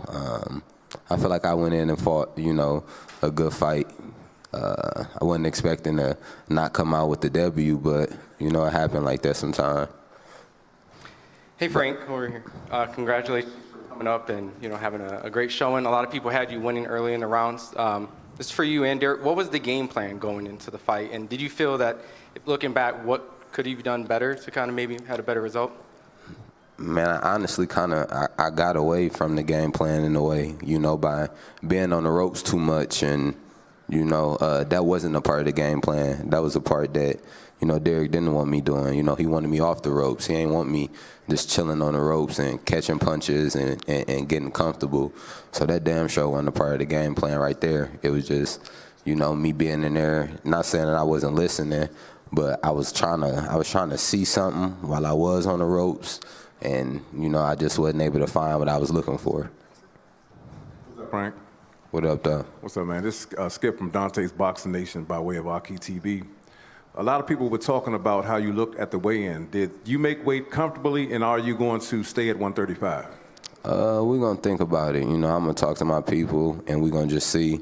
I don't believe that, you know, my weight cut had nothing to do with my performance or anything like that, or me feeling drained. So, you know, I'm going to just talk to my people, and we'll kind of go from there if I, like, move up or stay where I'm at.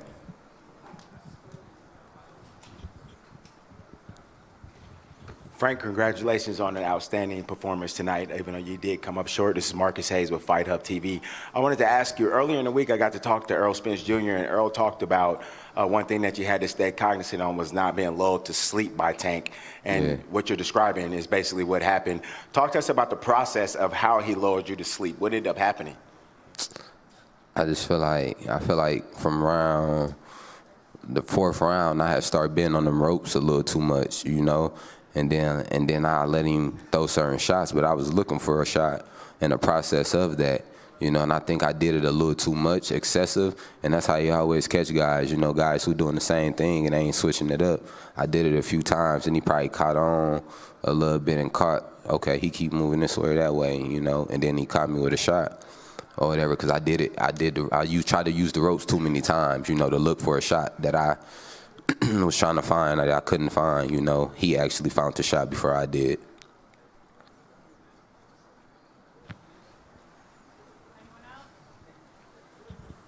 Any other questions?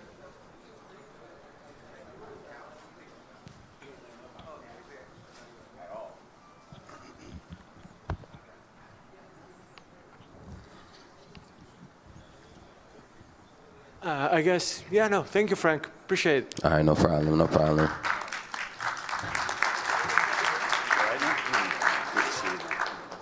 Excellent performance.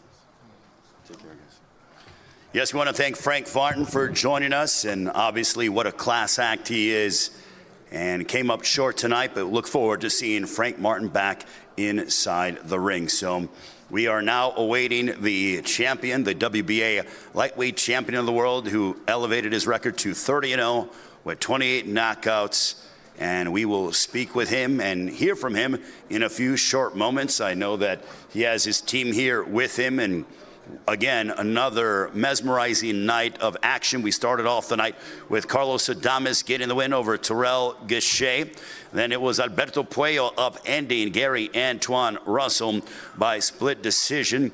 You heard from David Benavidez with his decision victory over Oleksandr Gvozdyk to capture the interim WBC light heavyweight championship of the world. And then in our main event, an 8th round knockout victory for Gervonta Tank Davis. But every one of these fighters certainly laid it all on the line here tonight at a jam-packed MGM Grand Garden Arena. Want to thank our fine promoters for tonight's event, GTD Promotions, along with TGB Promotions, Samson Boxing, and Man Down Promotions. And we will be right back to hear from the champion in Gervonta Tank Davis.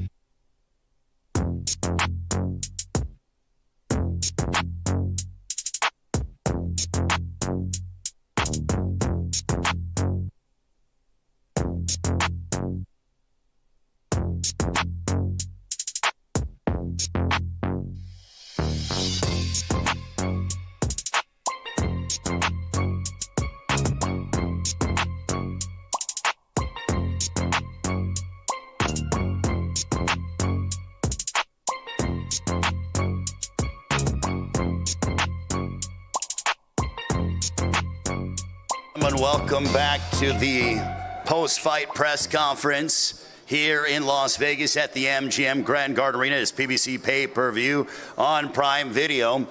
And Right now, I want to bring up a man who took his record to 30-0 with 28 wins coming by way of knockout. Another sensational highlight reel knockout to add to his resume.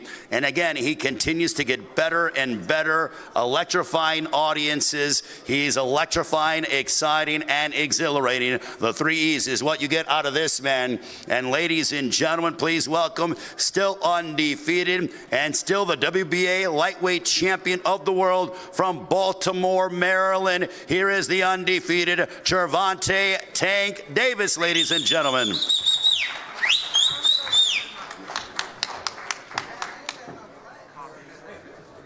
Tank, right up here to the podium, by all means. I'm supposed to say something first? Yeah. Thank everybody for coming out. Great event. Everybody that played a part of this event, I appreciate you guys. Once again, we did it again. On to the next. Tank. Hey, Tank. Congratulations on the victory. Obviously, it's always a matter of time with you when you're going to land that knockout punch. How did you size him up, and what did you do to get to that moment where you ended the fight? I just had to get in the right range. You know what I mean? I was fighting my range out. He had a decent jab. He was moving a lot. You know what I mean? Just had to break him down as the fight was going on. So many great fighters that you can take on next, including maybe Lomachenko. Interested in that fight? November, as we talked about? Yeah, for sure. As long as we go back to the drawing board, and I wanted to fight all of them. Thank you so much. Congrats. Tank, straight in front. Right here, right in front of you. Oh. Congratulations on the knockout. Thank you. You bet. A lot of people thought early on in the fight, as sometimes is the case with you, that you start a little slowly and that a lot of people had him winning early on. How did you feel like you were doing? Did you think he was doing anything to win rounds, and you figured it was a matter of time before your power came out? Oh, my bad. No. I mean, he definitely was, throwing more punches than our beginning of the rounds. And my whole thing was to, let him tire himself out. I don't think he was connecting a lot of them shots, but he was definitely, touching my gloves and stuff like that. You know what I mean? But I knew he was going to tire himself out. That was the whole game plan. And on the last shot, the left hand is one of the most brutal left hands I've seen, maybe ever. That was a very impressive shot. Did you feel like that? He seemed like he was really badly hurt with the shot before that. Did you figure that when you landed that shot, because you ran to the corner post to start to get in position to do your flip, I think before the referee even finished counting to 10. Yeah, I knew the way he felt like he wasn't getting back up because he hit his head, on the mat, So overall, he's a great fighter. Gervonta, do you think, you get so much notoriety for your power, but your smarts in the ring people don't talk about a lot, and it seemed like, guys get into patterns and you find that and you break it down, and you seem like you're the smarter fighter a lot of times at the end of the day, but people don't give you credit for that.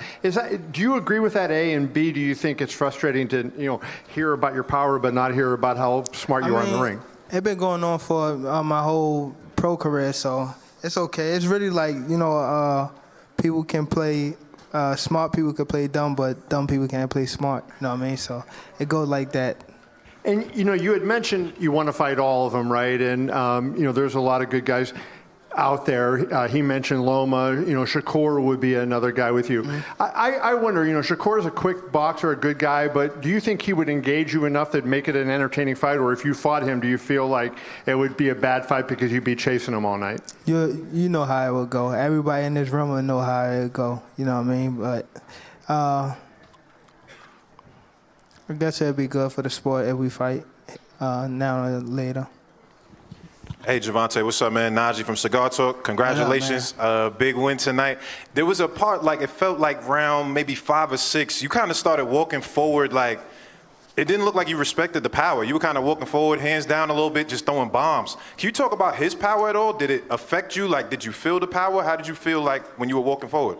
Yeah, he had decent power, but he was weighing down as the fight was going on. That's how I know that, he was breaking down. You know what I mean? So that's when I started picking it up more. My coach was telling me to pick it up more. All right, Cool. And lastly, I know you said when we had our interview, you said you got the 6 or 7 fight deal. You could really pick anybody. Is there a name that you want, or is it just kind of whoever wants to get it? All of them. Simple as that. Gervonta, Cynthia Conte, Best Women's Boxing Show, period. In our scrum, you said you were going to predict an 8th round knockout. You sure did it. Over here. My bad. You predicted 8th round knockout. Is that what you were planning on, or you were just hoping that you were going to just get him out of there as fast as you can? No, I was just throwing that out there. I mean, but every time I say it though, I be okay. My next fight in the first round. And then lastly, do you believe that Frank Martin has been your toughest test throughout your career, as of right now? Nah. Hi, Gervonta. Aaliyah Orozco with Title Sports Network. Congratulations on your win. That was an epic fight. Now that you've been in the ring with both Ryan Garcia and Frank Martin, whose performance and style impressed you more?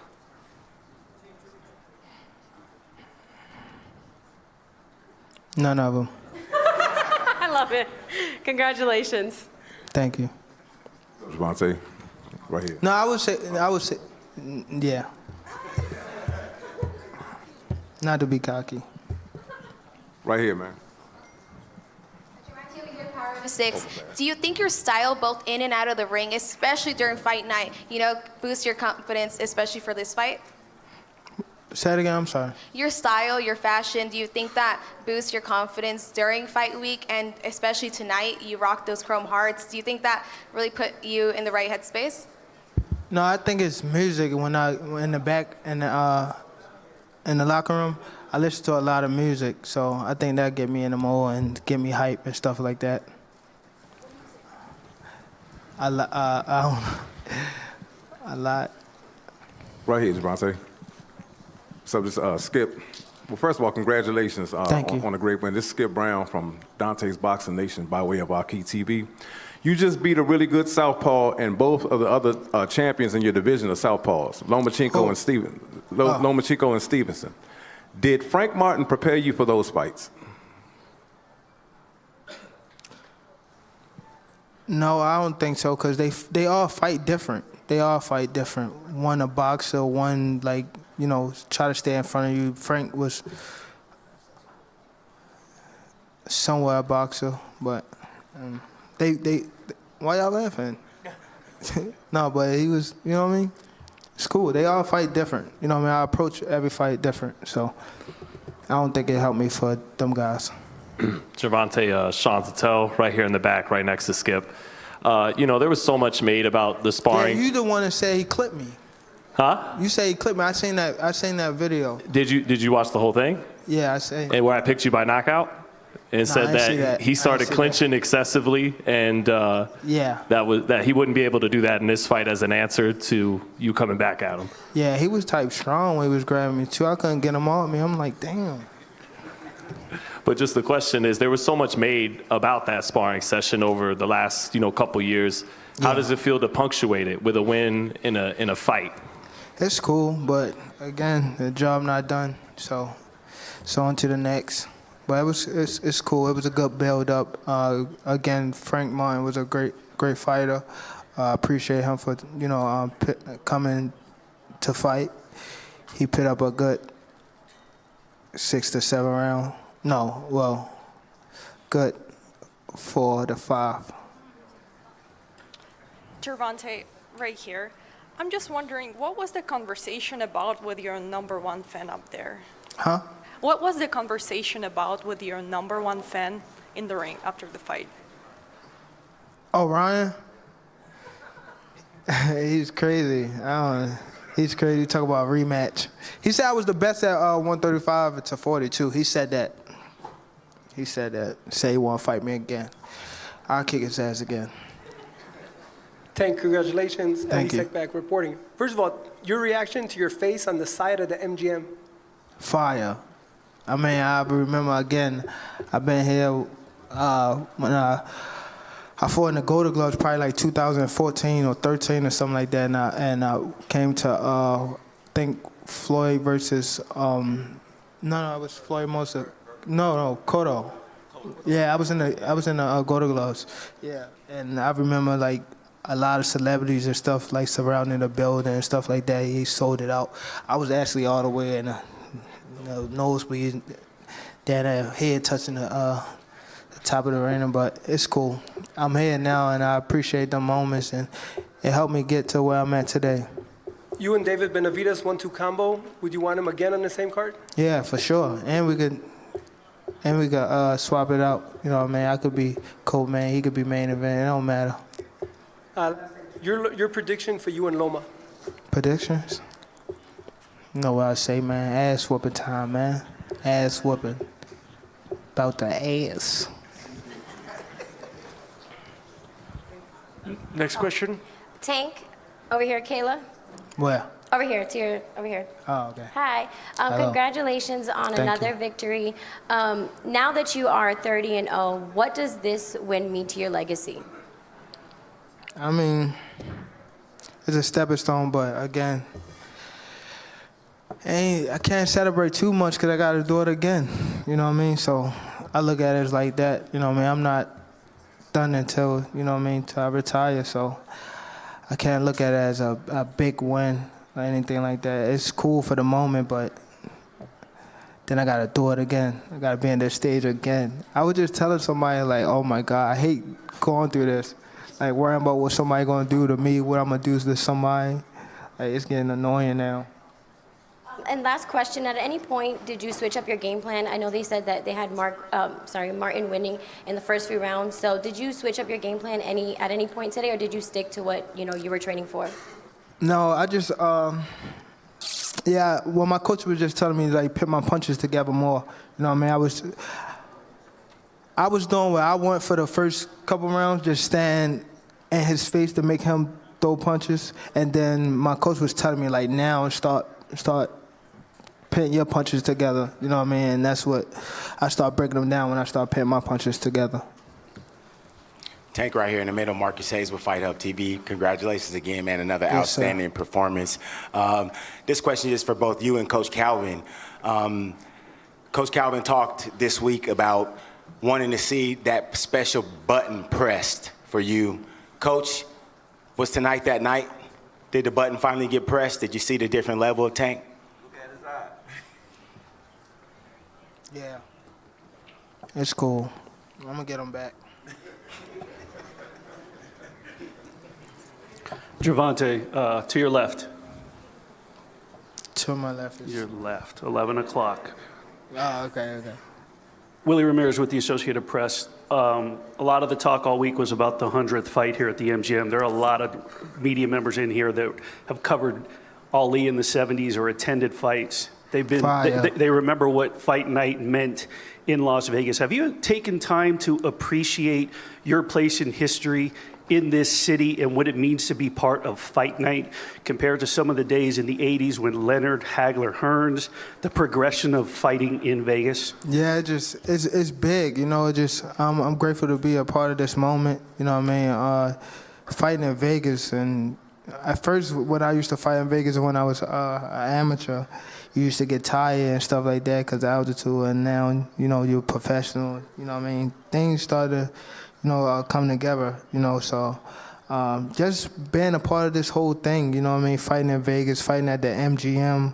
Just, you know what I mean? I'm grateful to be here for sure and be under the same builder as a lot of legends. You know what I mean? I'm definitely grateful to be in this spot today and just be a part of it. Or just even right here today, just doing this, you know what I mean, this media run. You know what I mean? Fire. I appreciate it for sure. Over here, Mohammed Mubarak with EURweb.com. On a night where the MGM Grand is celebrating 100 championship fights, your fight tonight should be something special to you. How special was that fight? It's very special to me. I wish I could have took pictures with all the legends that came out today. If they still here, I definitely want to take pictures with them just to, they feel like my spot is, you know what I mean? I solidified my spot, you know what I mean? So I'm definitely appreciative of everything.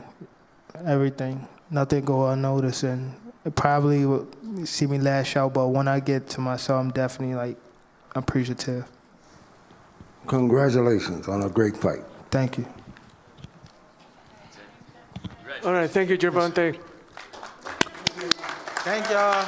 Yes, sir.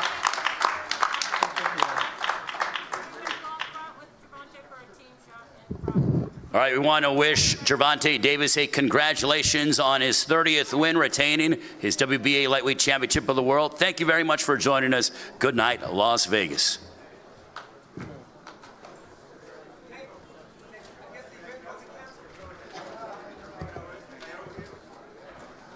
Got today. Yo, first and foremost, this is Ron Goodall, FightHype.com, one of the many guys that cover boxing over, and we had a special night. Hold on, let me zoom that up right there. Let me let you know where we at. My camera worked me a little work. Oh shit, Blair, big old Blair Flair. What's up, Martin? Appreciate it. Yeah, thank you. Thanks for allowing me to ask some questions. All right. Yo, Blair Flair just jumped in here, y'all. Bring him on. What's going on, everybody? What'd you guys think about that knockout, man? That shit was crazy, boy. Bring Blair on the live. Let me get this zoomed in a little bit more. Yo, I gotta get Blair over here. Fuck that. We gotta get what Blair thinks. Y'all wanna think what Blair Cobb thinks of this shit? All right, so check it out. I'm just gonna recap what everybody already saw. Gervonta Tank Davis did his thing, played it patient. Early rounds was given to Frank. Frank was moving really well. We got some interviews with Gervonta, and Gervonta pretty much told us, you know, he kind of just let Frank do his thing. He was crafty, he was patient, but he was able to tell that around the 4th or 5th round, his energy wasn't the same. That his power wasn't the same. And that's when he knew to turn the gear up. And at that point, lights out. Gervonta Tank Davis just showing once again, there's levels, not just as a professional fighter, but there is levels to fighting on the big stage. I've talked to him, asked him about that, and pretty much every person that came in there and faced him had to get over the anxiety of just big fight, MGM Grand. This is the 100 MGM Grand, but fuck, man. What'd you guys think about that KO, man? You guys think that was probably the KO of the year so far? I can't even think. I think Inoue had a bomb-ass KO. Obviously, Tank. What else do we got? Shoot. That sticks in my head so prevalent. That knockout was vicious, man. Frank Martin, gracious in his defeat. He came to the post-conference. Usually when guys in this era, when they lose, they don't show up. They don't take the time to go on stage, face defeat, answer to the media, answer all the questions. And, you know, he just said like his game plan was not to be on the ropes. Clearly he was trying to box, he was trying to move. But eventually at some point, you know, it just kind of weathered on him and he got caught and that was it. You know, Earl Spence also, I spoke to Earl. Earl was very proud of Frank. You know, he pretty much said that his lack of experience, especially at this level, was kind of the reason why. He still believes he's a very talented, athletic fighter, so he's going to get better. And what's interesting is his trainer, Coach Calvin, Tank's trainer, told me that every fighter Gervonta fights, if you think about it, has gotten better. You know, Ryan Garcia had a huge win against Devin Haney. You know, Pitbull was able to become a champion at a higher division. You know, Rolly was able to become a world champion and fought a tough-hitting guy, Barroso. In addition to that, who am I missing? Mario Barrios was able to move up at the whole division, fight Udenis Ugas, the guy who beat the legendary Manny Pacquiao, and went on to, you know, continue to maybe potentially be the WBC welterweight champion. You know, Pedraza was who also Coach Calvin brought up. Pedraza was able to go up another weight class. So it's very interesting because a lot of times people bring about Floyd beating Canelo, and Canelo was able to become a better fighter afterwards. And you see maybe Tank is having that same effect on his opponents. We can only wait to see what Frank Martin does after this, but I'm sure he's going to grow. He was in there with an elite, high IQ, heavy-handed puncher, and the experience showed tonight. So Gervonta Davis was just way above. And congratulations to him. I see Blair's over there. I'm gonna see if I can get Blair to come over. No, gas. Manny was old as shit. Ooh, guys, look. All right, I'm gonna read some of the chat. Regardless, man, Manny Pacquiao is still Manny Pacquiao. So you gotta give props, right? So I'm gonna give Ugas his flowers on that, right? Granted, Errol Spence was gonna fight Pacquiao at that stage. So, but either or, the co-main David Benavidez, I mean, he moved up in weight early on. He showed a lot of different levels. Defensively, he was sharp. He was throwing the jab, hitting the body. Just intelligent, and his approach, his offensive pressure was calculated. It wasn't reckless. But later on, revealed at the post-conference, David said he suffered some injuries from that fight, which caused him to kind of slow down and not get the finish and went the distance. So, when you move up in weight, these things are always something that you have to be aware of, that the bigger guys may not be able to take the punches like the smaller guys.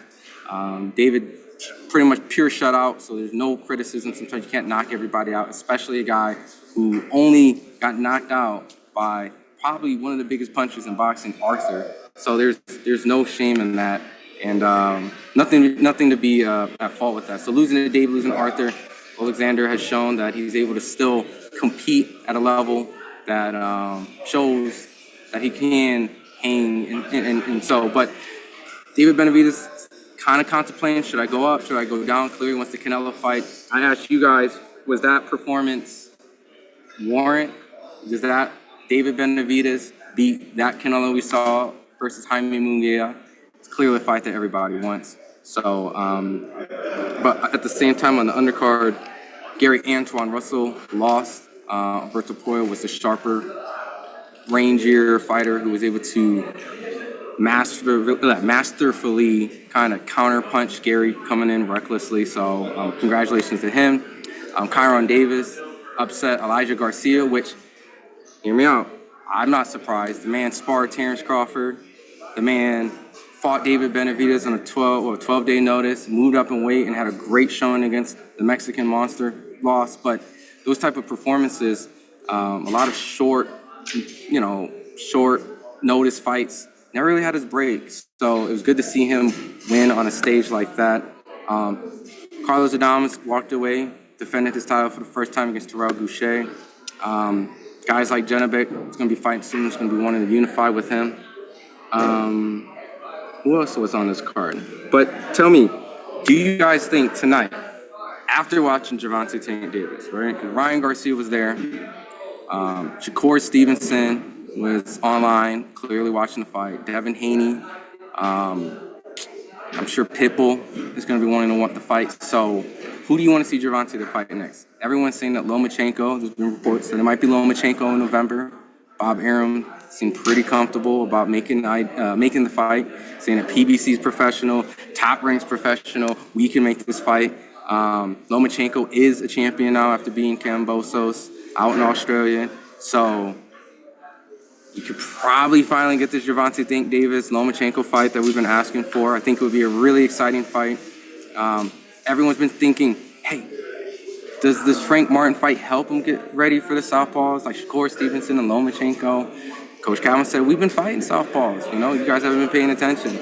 And so with that, I personally think this fight helped him, It's a completely different weight class like Pedraza, right? Pedraza was smaller, but I think Frank Martin helped him with a guy who would move on his feet, which Frank did, kind of hit angles, try to turn on the ropes. And as successful Frank was able to do it early, he kind of gassed out over time. So Lomachenko is a guy who's shown that he can fight bigger guys for a long period of time. Might maybe gas out in the 12th round, his biggest criticism, but he turns up in the second half. Shakur Stevenson, always, minus, I know people's critical in the last fight, but he's always in shape.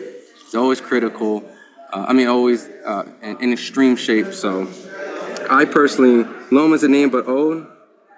Dang, Chris says he bears. It's so bad. I damn near cried when Earl lost.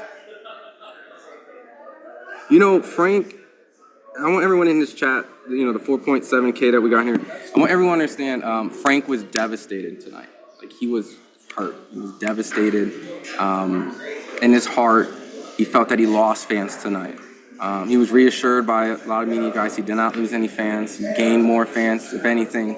And I think he showed, a valid effort. He was not fighting stupid, like I'm going to come at you and fight you toe to toe. I think he used his intelligence, which had him ahead on the scorecards for a lot of people. So I see some people that are saying that, they were upset, when Earl lost, was heartbroken. Things. I know a lot of Frank Martin fans are going to be very devastated. His dad was hoping to get a Father's Day gift to win, Happy Father's Day to everyone out there.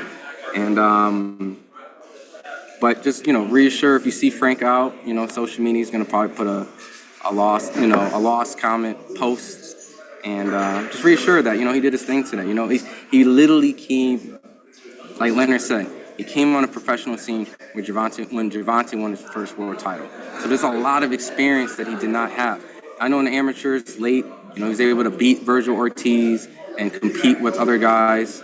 But this is a whole different ball game. And I commend Frank. For, like I said, coming to the post-conference, most guys that get knocked out, typically don't want to show their face, even just off of a loss. It's purely on a loss or defeat. They don't show up.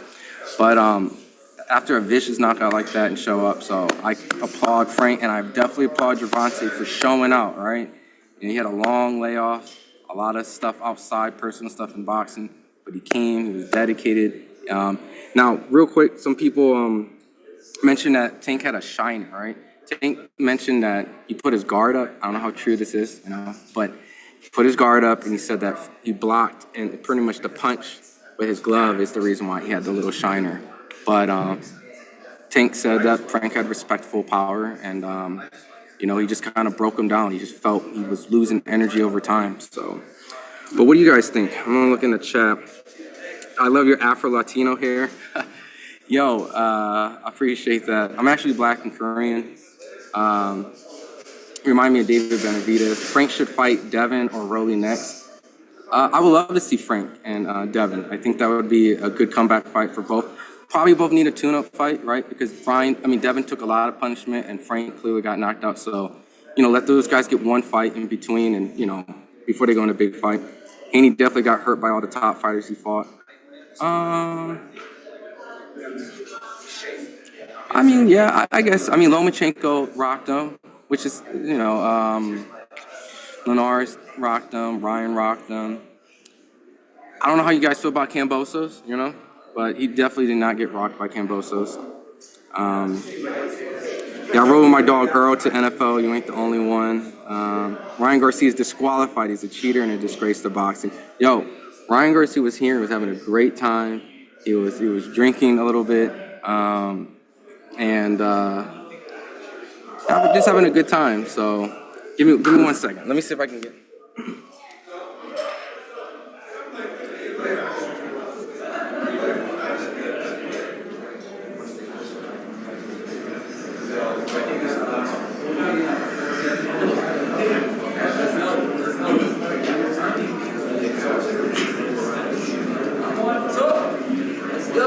All right. Let me see. I got my snakeskin boots on. Hold on. All right. Yeah, we got about 4. This is the owner of FightHype right here, BT. So we got the owner of FightHype. What up, FightHype? His name is FightHype. What's good? All right, let's see. That's right, baby. All right, Blair. Like I said, I got about 4K people in here. So what do you think about that fight? Are they seeing me right now? Yeah, look right there. I think Tank and Frank was a great fight that showed a little bit of adversity for Tank, and he pulled off the victory with yet another knockout. He's explosive. He's strong.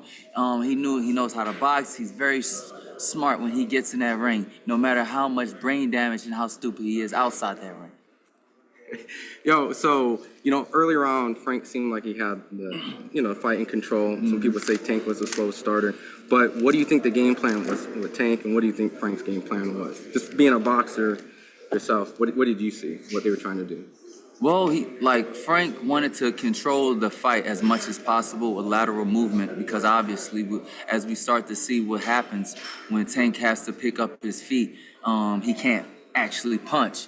or he has to leap in with shots that you can see coming.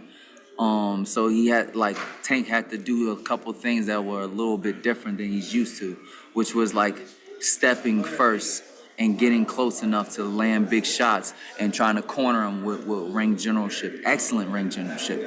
He cutting off the ring perfectly. You know, Frank's inexperience probably played a lot of factor in this. Do you feel that after something like that, he's going to get better after a loss against someone like that? I mean, possibly.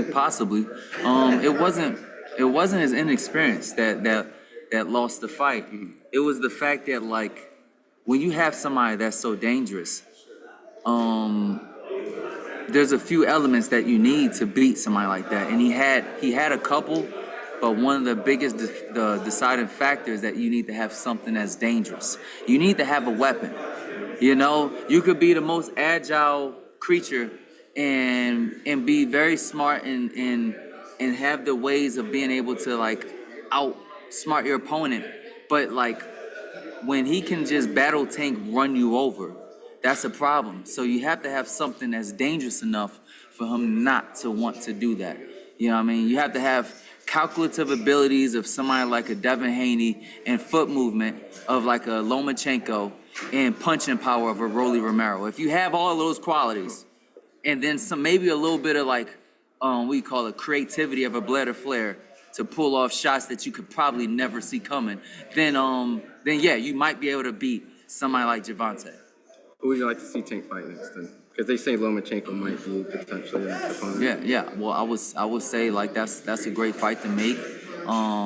Tank he's doing a great job, and I don't really see too many people that can beat him. You know what I mean? No matter how many belts he don't have. What do you think about the co-main? David moved up 175. You know, he tried to fight someone who former Olympian, former champion. Mm-hmm. How do you think he looked? Early on into the fight, it starts to look pretty apparent that he was lighter, to say the least, that he was a lot lighter. And I can remember saying this to my friend Rodney, and he was like, yo, man, it's like when I'm watching him, it looks like a grown man fighting a really, really talented kid, you know? And that's kind of like how it played out. But the talented kid was just super talented. He kept coming back with big shots. Pop, pop, pop, pop, pop. All the whole kit and caboodle, even backs him up a little bit and showed his true brilliance. There's no reason that he can't like dominate the division outside of the fact that he probably could like grow a little bit more into the division and be a little bit stronger. Last question on that is Canelo or the winner Arthur Bivol? Personally, would you rather have David go? Canelo.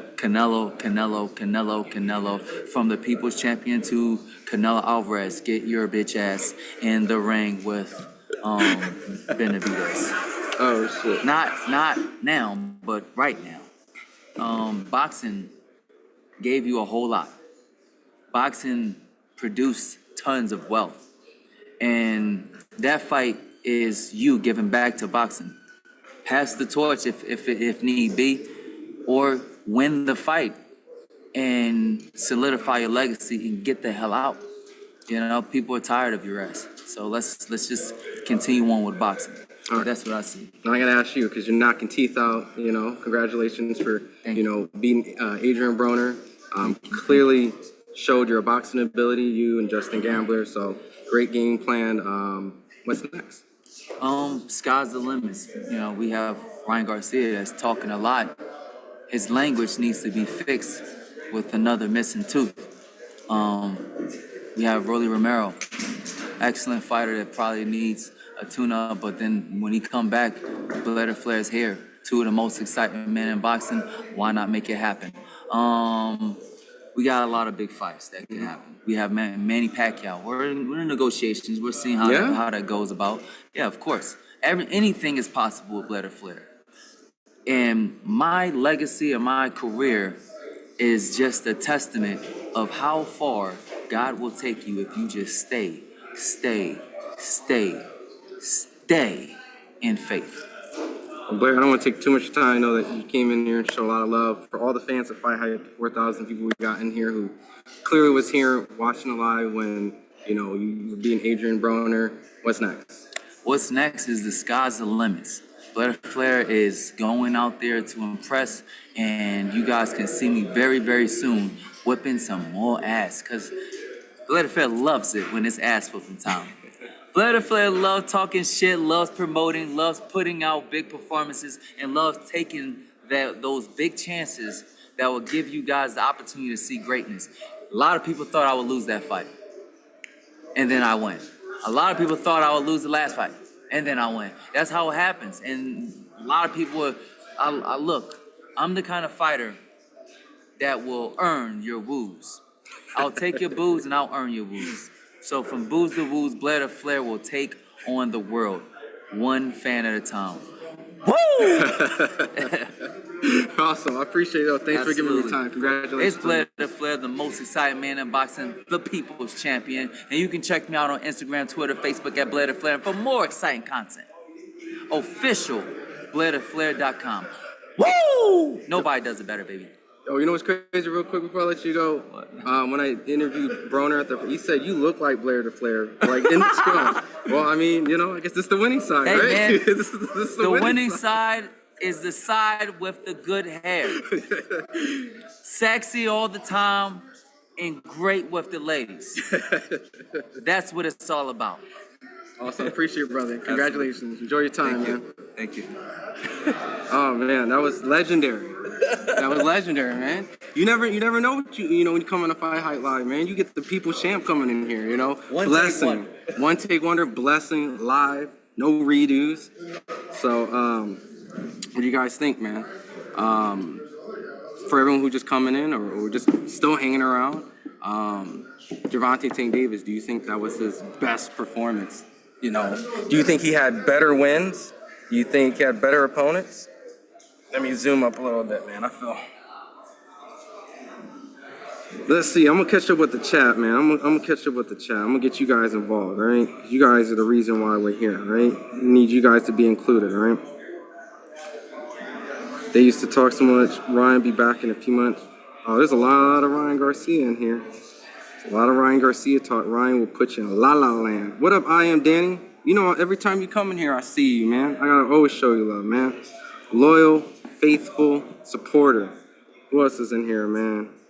I think I've seen Alex Martinez. Shout out to Alex Martinez, my guy. Let's see who else. Too Quick 20. Mons. Who else we got in here? Who else is cooking, man? Where you guys from? Where you guys watch the fight at? Let me know. Trainers aren't here. Stay off the ropes against Tank. R-Sturdy, you are 100% right. You better be a boxer. You better know how to move. You better be like a Shakur Stevenson. You gotta, which I would love to see Shakur and Gervonta. So you're 100%. You can't be on the ropes. What a current promoter. Yo, what's up, man? Ryan was roided up. Rolly versus Cobbs next. Guys like that fight? Rolly was here. What's up, I Am Sports TV? What's up, my brother? Yo, real quick, BT, I know you're just listening. I Am Sports TV's in here. A long time ago, you remember when Caleb Plant had a hometown fight in Tennessee, and you got some footage. I Am Sports TV is the one that threw some of the footage from there. So shout out to I Am Sports, man. You're a contributor to FightHype. Always remember, always be grateful. I met him at the Deontay Wilder campsite back in the day. When I was out there. So shout out to you. He's still doing his thing. I think he's been heavily invested into this Ryan Devin stuff. So keep grinding out there, man. He got a YouTube channel himself. So I appreciate the contribution. What up, Chris Peterson? What up, NFL Osama? What's happening, Sports TV? What do you think about Blair versus Tank? I think that'd be interesting, all right? I think that would be a redemption fight, all right? Little bro goes after, him after big bro lost, all right? Be a redemption fight. It'd be a redemption fight. I think Blair would take it. That's a lot of money. That's a lot Hey, of Ron, money. quick question. He spoke about moving, a lot of moving.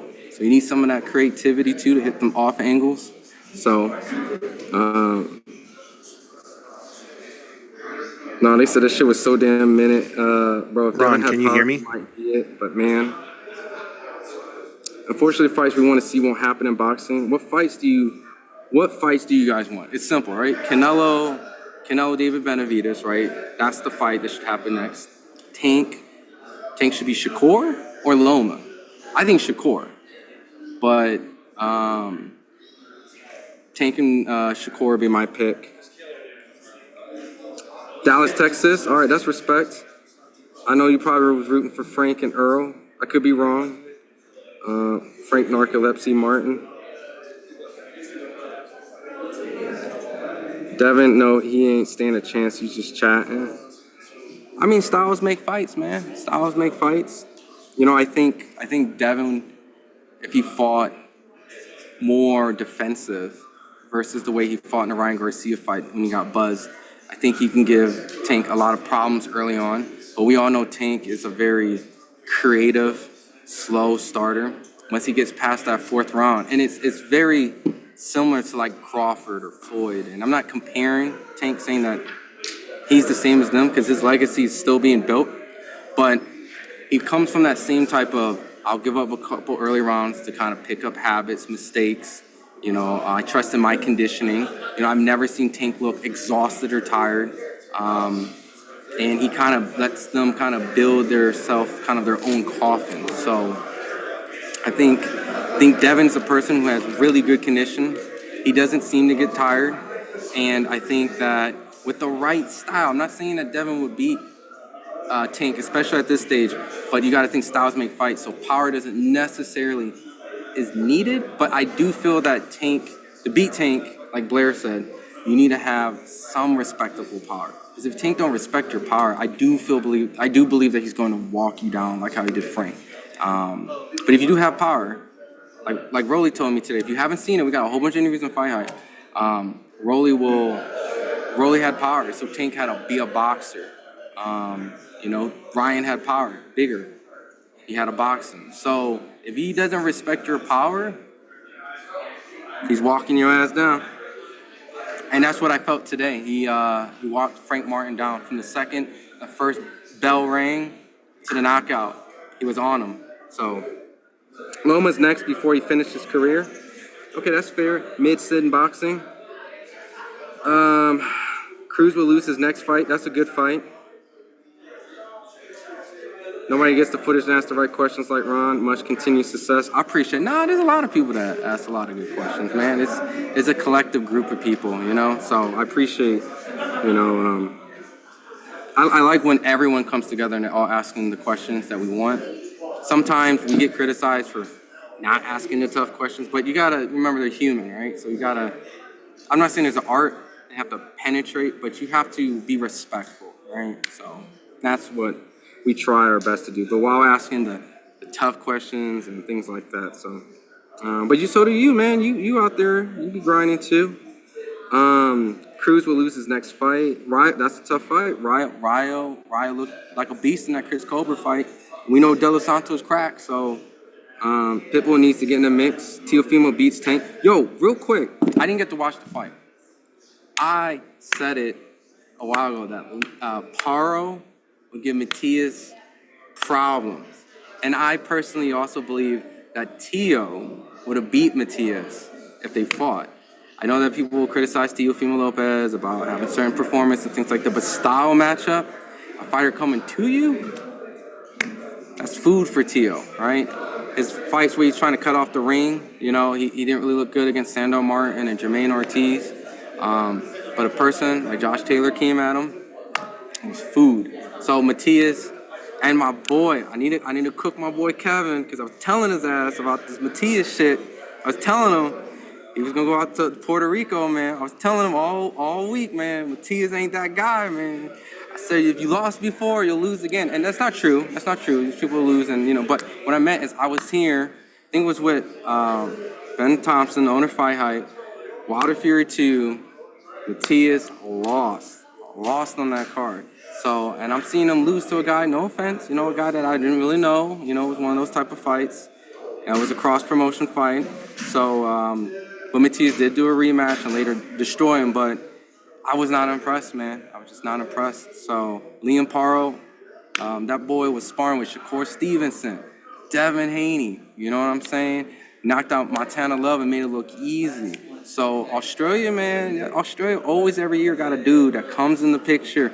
It's Cambosos, Ebony Bridges, it's Tim Zhu, you know what I mean? It's Paro this time, man. So shout out to my boy Noonan. You know, I know he out there like, let's go. So let's see, what else we got in here? Tio Lopez would get the W, right? It's hindsight now, right? Hindsight, you know. I really want to see Ryan versus Tio. Absolutely. That'd be a great fight. Devin is a weight bullet. He's big. He's definitely big for the weight. I agree. Everyone will be walking Devin down. Everyone always walks Devin down, right? That's why I think in the Ryan Garcia fight, and he did in the Linares fight too, he went forward, but that's why I was like, I didn't think that was a great game plan for Devin to go after Ryan. Not saying that he didn't have the technical abilities to compete, but, you know, it's a dangerous game to go after a puncher, you know, and he paid the price. So, but I don't think everyone will walk down Devin. I mean, I think everyone does try to walk down Devin. I just think he boxes really well. I think he fought Ryan really bad. Who's ready for the new Undisputed game? That looks pretty cool. I did an alpha test for that. I'm shocked that Matias lost, but not really, just didn't do my research on Paro. It's all good, you know what I mean? It was kind of a hardcore boxing fan fight, right? You know, I've seen Paro, you know, out here in Vegas. You know, Paro is he's a good fighter. I just don't think his name rings bells. That's all. Matias, who got the boogeyman-esque, I killed the guy. And no shade of Matchroom. I'm not gonna be saying like Matchroom don't put on good fights. They do great fights, but they call them rematch room, right? And maybe that's just them just trying to make the best fights for the fans. But as a promoter, as a promotion company, they probably have the most upsets, right? The most champions that just randomly lose, right? Maybe I could be wrong. Maybe Top Rank, you know, PBC. I got to do my research. Maybe I have a little bias on the perspective, but I've always seen guys when they go work with Matchroom typically take a fight, and maybe it might be because, and it's no shade to them, they're very new compared to like Top Rank, right? And TGB's been around for, you know, Tom Brown been around for a long time, so their matchmaking palette of how to get fights together, they're just really polished. I think Matchroom has a really young team, and I think that's probably why there's a lot of upsets on Matchroom cards. So no shade. They put on great fights, you know what I mean? But I think a little bit today when Paro and Matias, and Paro is a Matchroom fighter, so it's not like it wasn't an in-house fight. But you know, if you were trying to build that Puerto Rican superstar, I personally wouldn't put Paro as a fight. But what do you guys think should be Matias' next fight? Should be Regis Prograis fight Paro? He got power too, even though it wasn't high on Josh. He obliterated him. Yeah. I mean, there's some stuff behind the scenes. You know, I feel like he might have suffered some injuries throughout that Jack Catterall stuff. But I'm not gonna discredit anything. You know, Tio became a lineal champion, arguably beat the undisputed. Well, he did. He just didn't have the titles. Undefeated, lineal, former undisputed, stripped because of you know, sanctioning bodies, mandatories. But yeah, Tio's the man that beat the man. You know, he did it twice in 2 different divisions. So first boxing video game in 10 years. Yeah, people are like Tank just out there swinging with his eyes closed. I hope no one thinks that. Anyone who thinks Tank is just out there swinging with his eyes closed is absolutely insane.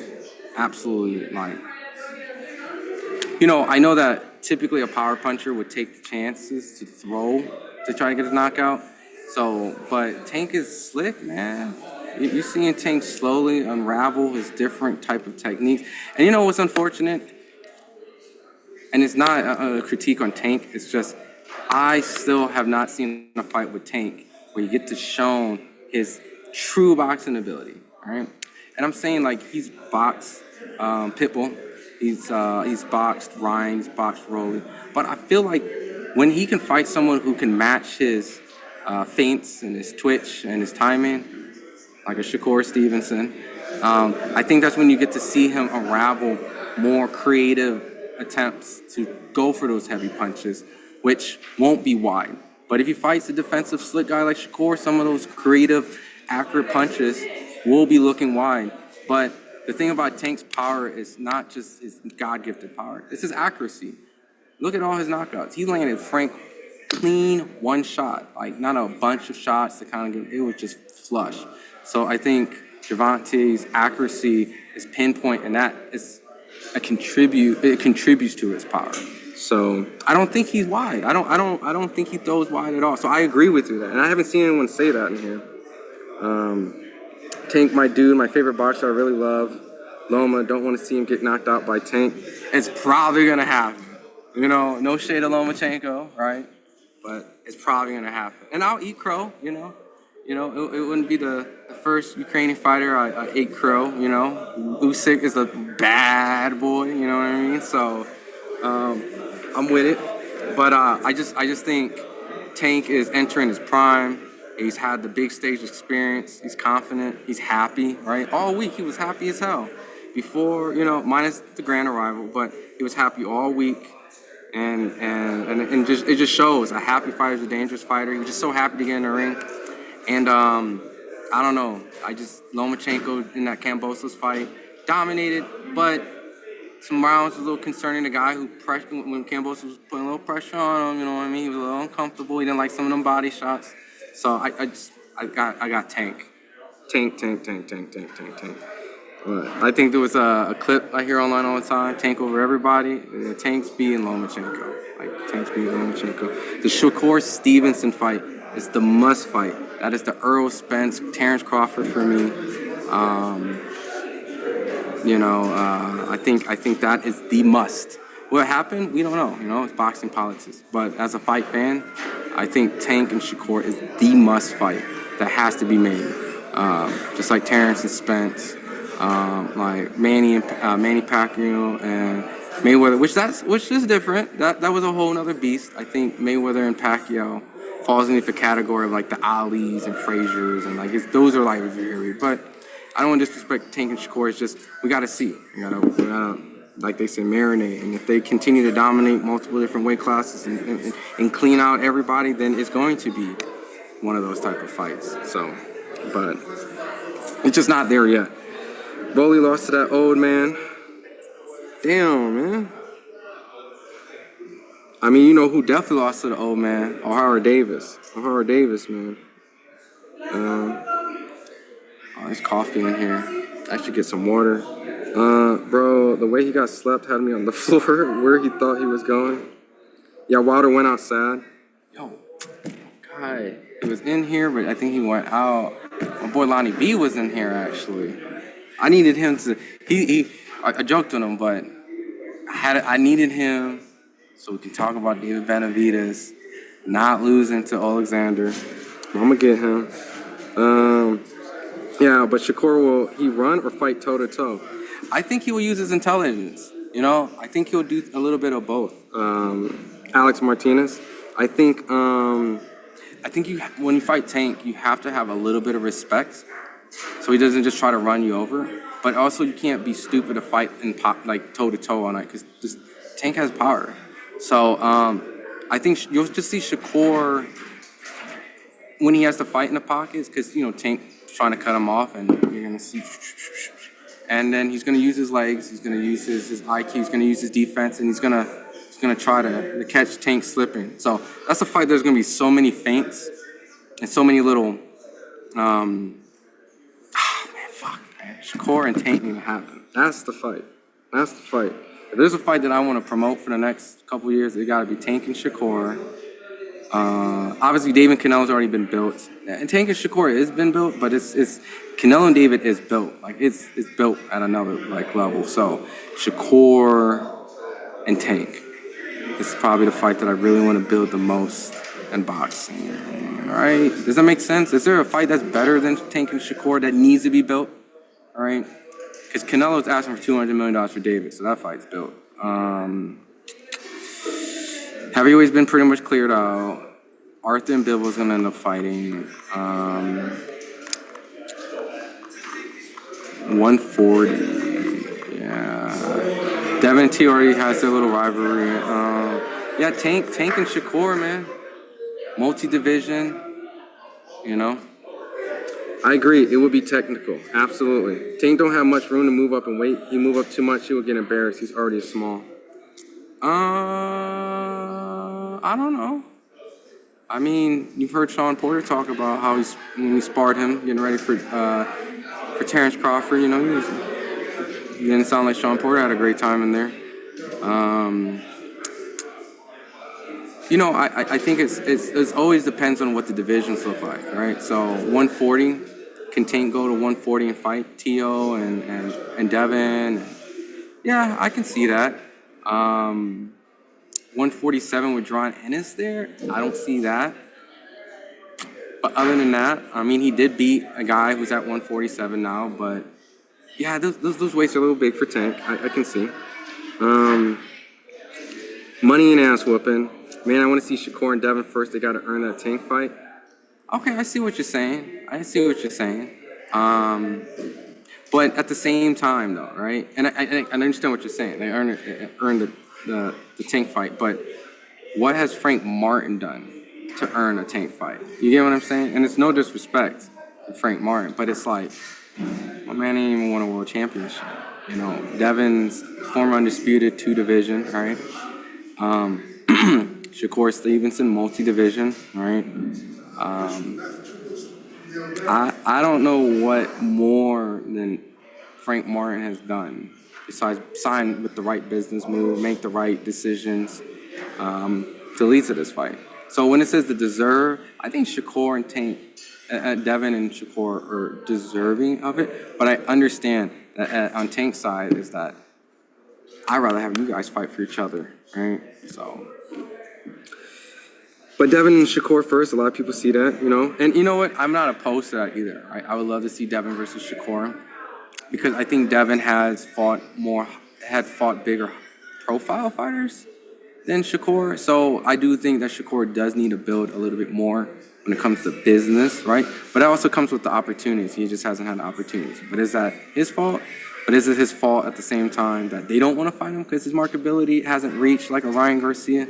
So boxing's tough, man. It's a business first, then a sport. So Tank wants to protect his O. I don't think he wants to protect his O. I think at a certain point when you reach a part of your career where you can fight an opponent and you don't have to pay them a buttload of money, because, you know, Frank got his biggest payday, but, you know, when you have those big mega fights, you have to think, you have to negotiate and split that pie and cut with somebody else. So if Tank's able to fight with other guys that eat majority of the lion's share, it's a better business move, right? And it's not the fact that Tank is scared of Shakur and Devin. I don't think that at all. But I think that he has advisors right now that are really smart, and I think that they're moving him in a way where eventually at a point that when he does fight Shakur and Devin financially, and, you know, of course, skill-wise, he's prepared. Tank's the older fighter. So, like, he can't age Devin and Shakur out. He can't age those guys out. He's technically the one that's aging out, right? So, by all means, just like Floyd, when Floyd fought Pacquiao, everyone said he was aging Pacquiao out. No, he was the Asian fighter. He was the older, significant older fighter. So, and, you know, they're like, oh, it's biased, you know. But no, he was the older fighter. So that whole protecting his O, I don't think so. I think he's ready to rumble. He's mentioned Shakur, he's mentioned Loma. I think this run is going to be the run where Tank is going to start fighting the names that he's been criticizing for not fighting. So, but Frank Martin was a cool fight. It was a good, cool fight, and he's on to bigger and better things. Tank is 5'5", is that true? It's pretty short. I'll say that. I'm not the biggest guy on planet Earth, but he's pretty short. So, which adds to the reason why he can't just jump to crazy amount of weight classes. And the same praise that Lomachenko gets, which I praise him too. He's fighting these big guys. I know Loma don't fight with rehydration clauses, but he's fighting these bigger guys and all that. So is Tank. Tank is moving up. Multiple weight classes, fighting bigger guys. I know people said Frank Martin looked terrible at the weigh-in. He said that was not an excuse. That was not an excuse. So, Shakur tweet too much. It's his fault. I don't know, man. Well, I don't know what you think. His tweeting has turned people off of him. Is what you're trying to imply? Shakur would and could beat Tank. I think Shakur is closest. Like, not a dude that's like 3 times his size, not like a welterweight, but like his contemporary. I think Shakur is his nemesis. You can't say Boots not ready when he been on it with Bud. I think Boots is ready, skill wise, to be there for everybody. What is this? The full Gervonta Davis versus Devin Haney sparring war, 6 rounds, doghouse. Hold on. You ain't about to drop that. You about to drop that? You about to drop that? Hold on. Yo.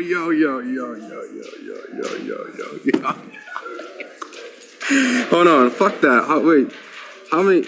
We need like an interaction. Hold on, what's the likes? We gotta make sure this is good. Do you feel the this is the time? You think they've been rocking with FightHype, the loyal 3,000 people who didn't leave, the 3,000 that stayed. You know what I mean? Like they're deserving. Do you guys want to see the full Gervonta Davis versus Devin? It's the full. You're dropping the full, guys. The full Devin Haney. Well, I gotta say Gervonta. Full Gervonta Davis, Devin Haney sparring doghouse rule will be dropping on FightHype in its entirety. No chopped up clips, no bits and pieces. Oh, okay. This a little here and there, but it's enough. It's enough to kind of okay. All right. I don't know if the chat realized what I'm saying. Chat.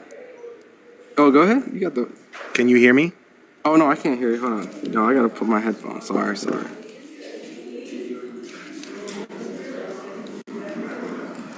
All right. Let me make sure. Bluetooth. I think my Bluetooth thing. AirPods connected. Let me go here. Settings. Where are my settings? Zoom settings, audio. Okay, there we go. Where's my Bluetooth? I can just shut up and you can just talk. If that's what you want to do, I'll just shut up.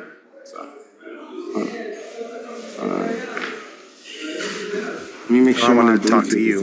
Yeah, bear with me. Fuck it. I'll just MacBook. Say something? Can you hear me? Yeah, I can hear you playing off the laptop though. No, you're fine. I just wanted to tell you, just in between rounds is cut out. That's it. Okay, just in between the rounds? Just because there's a lot of jawing going on, and I didn't want, any extraneous conversations being picked up. Okay. All right. But all 6 rounds, from beginning of the round to the end of the round, bing, bing, bing, 18 minutes, doghouse rules. I'm about to drop it right now. I'm just letting it finish checking so it can pop up with better quality. All right. That's it. I'm out. So my understanding is the 6 complete rounds, all non-chopped up, the rounds. Oh, chat. Bro, chill, let them cook. Hold on. Drop it. Chicken 10 Game says drop it. Oh, man. Yeah, I got Devin losing a sparring, dude. This is 6 rounds, bro. Sparring don't mean shit. Guys, do you guys not understand? We're going to get the sparring footage. But we're done, though, right? Yeah, we're done. Okay. I mean, just making sure. Do you need the full like HD like presser and stuff? For what? Yeah. Okay. Cool. I mean, maybe for highlights. Okay. Maybe for highlights. Yeah, maybe for highlights, but if you want to make a highlights video, like you don't have to send me the footage. You don't have to do it right now, but we'll probably just save the highlights video for tomorrow morning. Mm-hmm. and just drop it. Like I'll probably just drop it when I wake up. So if you just want to like maybe clip some of Tank's highlights from the post fight and some of Frank Martin's highlights from the post fight. Okay. And then I'll title it, highlights Gervonta Davis versus Frank Martin post fight press conference, and I'll drop it at like 9 or 10 in the morning. All right. That's it. That's it. You can do that later.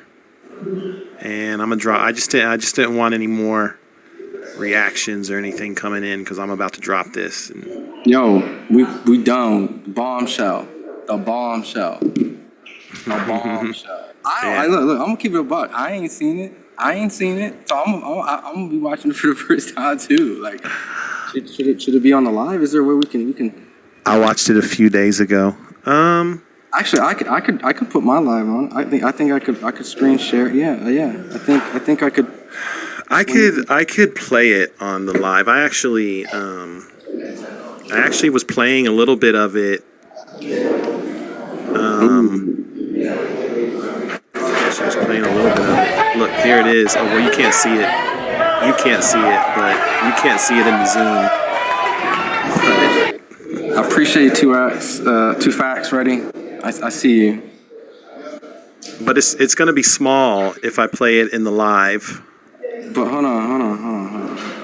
Let me. I can play it in the live. Yeah.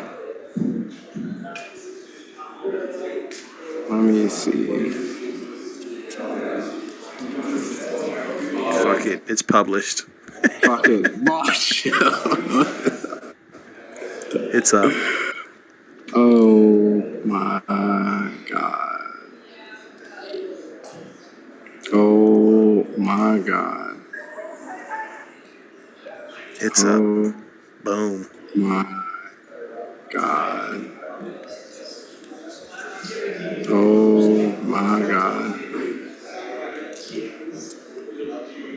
Yeah, no, I could play it in the live, but you can't watch. Like you'll have to pull up the live on your phone and watch it in there. And then even when you watch it in there, it's going to be a very small screen. So you might just want to pull it up on FightHype and just watch it off your phone. But I can't pull it up on right here. Huh? It says host disabled participant screen share. Oh, do you want to screen share it? I mean, we got the 3K in here, man. They gotta be the first one to watch it in real time, right? We gotta react to it. Hold on. Or no? I mean, now should they go over? I don't know. Do we want them to watch it on the live? Maybe they should just go to the video. Is this where we end the live then?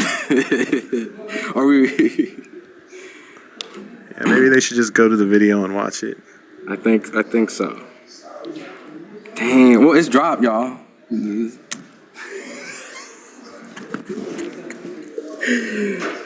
Oh no!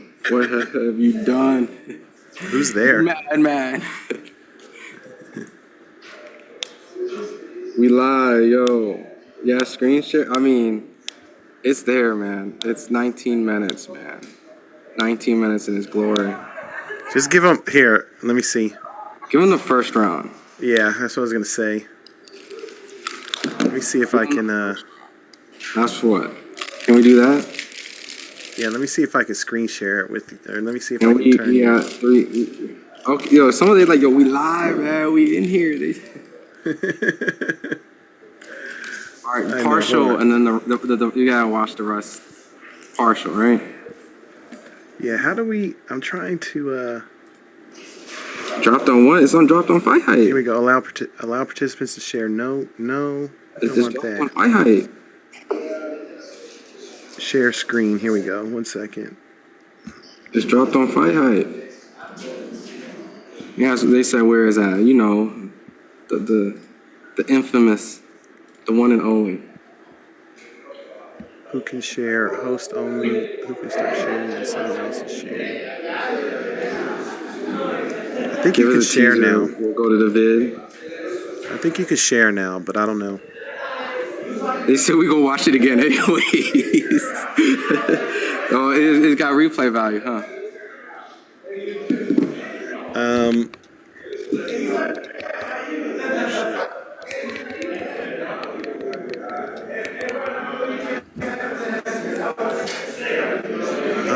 share your screen? You said what? Can you share your screen now? Hold on.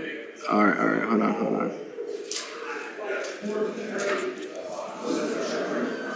All right, let me see. Share screen. Oh, right there. Can you see it?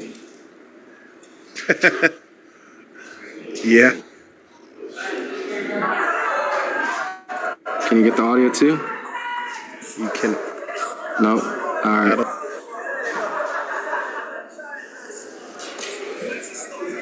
Oh my lordy.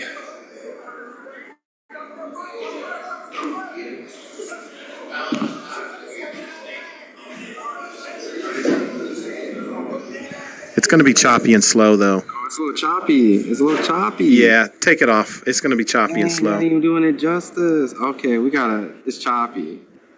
Yeah, it ain't. It's choppy, man. It's choppy. We don't even want to do y'all like that. It is 19 minutes. It's choppy, man. I can't even do it on my computer. Yeah, if you were home, it would be seamless. It would be flawless. It would. And don't get me wrong, like I can start it on my end. It's just the problem is that you won't be able to watch it the same time that they are watching it. I mean, you can sync it up a little bit. Yeah. Just so everyone knows, my supercomputer at home, like it's jacked, like multi-screens, top of the line, graphics card, all that on my Mac, which is a good one. This is an M1. It's a solid one.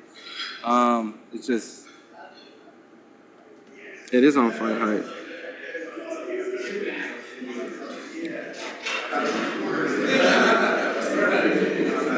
Here, Ron, on the count of 3, I'm gonna tell you you can start. You can start your on my phone. Start yours, and I'll start it on the live, and then I'll stop it after the first round. Does that work? Yeah, I'm ready. Hold on, I can't hear you. Give me that countdown. Can you hear me? Yeah, I can hear you. I can hear you. Okay. Give me that 3-second countdown. Yeah, no, you're good. You're good. My microphone is just tripping. You can hear me okay, though? Yeah. Okay, on the count of 3, I'm going to start it. You ready? Yep. All right, 1, 2, 3.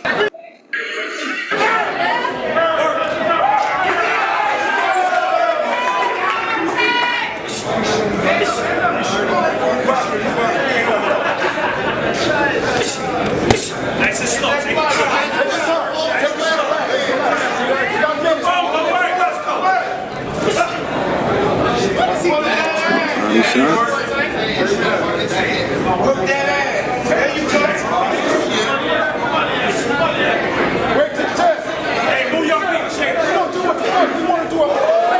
Oh shit! Oh, we can't call sleeping, man. You can't be out here sleeping. Oh, this looks like some good work, man.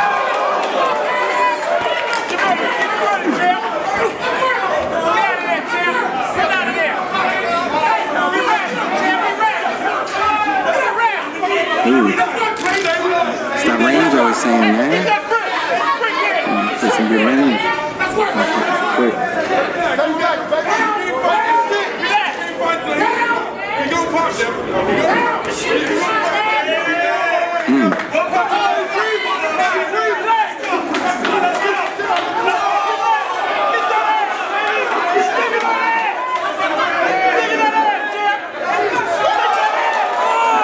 Good right hand, man. Okay. This ain't no Frank Martin.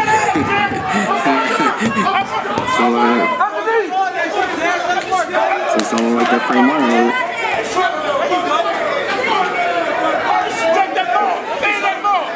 Good style job.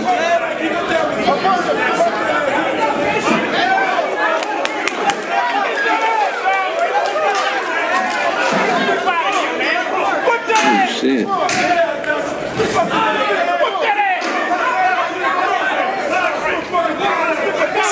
I see AB in the back.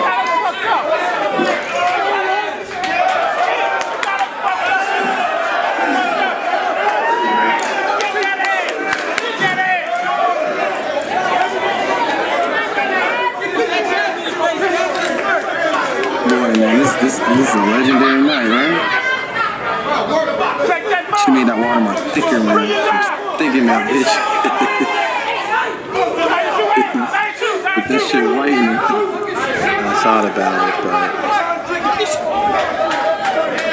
I can still see it. Keep going out there.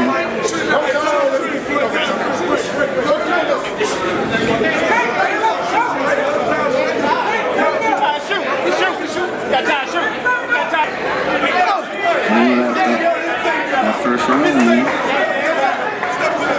Good work. That's what we got to do. Good teaser, right? That's it. Go watch the actual video. I mean, that's when we have the mic drop, then, right? Or you guys want to still kick it and show a little bit? Yeah, it's up to you. I mean, if I was a boxing fan, I ain't gonna lie, I'll leave my curly ass hair and go watch that shit. Let me see how many real boxing fans came. Because, you know, I'm gonna be honest, I would have dipped my ass out seeing that shit. Okay, 2.7. Got to watch this. Tank has more ways to beat Shakur.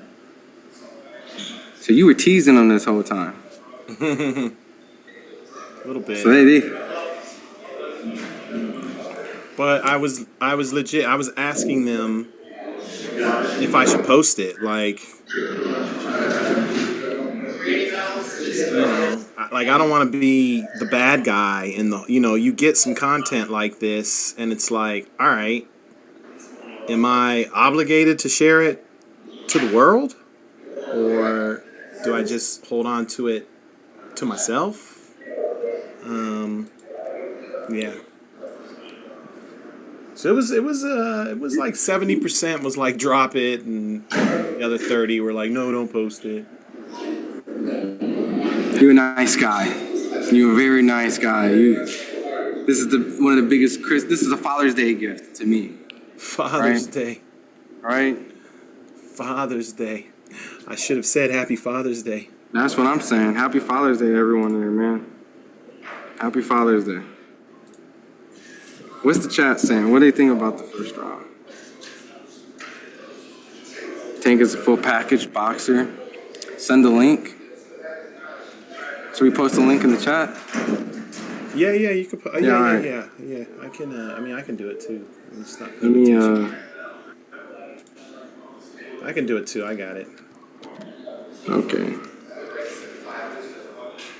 You got it? Yeah, I got it.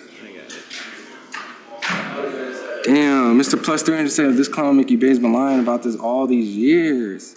I mean, look, you make your own interpretation, what you see. There's no more he say, she said. Hey, yo, Kev, come over here. Come say what all these people before they leave the chat. Because you know why they're going to leave the chat, right? Why's that? Best full Gervonta Davis sparring war. Oh, for real? When that got put up? 12 minutes ago, man. Oh, Jesus Christ. Wow. Jesus Christ. This is how we going? This is how we doing it? This is how we do? We just busting shit out. Well, BT said, the boxing world will like to know should they see it or not. And he was given this beautiful footage. Does he share it? Given. I love it. No. I secured. It was not given. It was secured. Okay. Wow. FightHype doing FightHype shit that only FightHype can do. I love it. Only Ben Thompson. Facts. Right? Facts. That is crazy. Man, you're not going to get that anywhere else. You're definitely not going to get that anywhere else. Yo, while everyone's running over to watch it, the people who are still here, Kev was here. Give your thoughts real quick on this is my partner in crime. He's been covering the fight all week. Kevin Garcia. Yes, sir. Running around. Yes, sir. Beating each other up and yelling, "Go over there, man!" Man, just doing our best to get y'all the best content for sure. Look at Ben laughing. What do you think about this fight? You didn't get a chance to kind of let the world know how you feel about Gervonta Davis while this sparring tape's being dropped. Man, I think Gervonta did what Gervonta does, right? He did the math, and then he closed the gap, and then he put somebody to sleep. Very, very Gervonta-like. Obviously, And I think Frank was very honest because I asked him afterwards, did he think experience played a part? And he said yes. And I think it showed. You know, Gervonta's a special kind of fighter. He's been doing this a long time since he was a kid, and it showed in the ring tonight, you know? And there's always talk about the kind of opponents he fights. You know, he only fights Spanish fighters or Mexican fighters. Well, he fought an American, African-American fighter, and he did his thing. But, you know, everybody wants to see him fight Devin Haney, you know, Shakur Stevenson. So there's a lot of fights out there for him, and I'm interested to see them go down and see what those outcomes are like, and if he can do the same thing. Because he did what he always does, right? He took his time. He went out there going crazy, and he got clipped a few times. But he put Frank out. He put Frank out, so, yeah. What do you think of how David looked at 175? You know what? I mean, look, maybe I'm playing devil's advocate here. I was not impressed, but that could be because Gvozdyk was just, you know, a thoroughbred, the type of fighter who could withstand a lot, which he showed.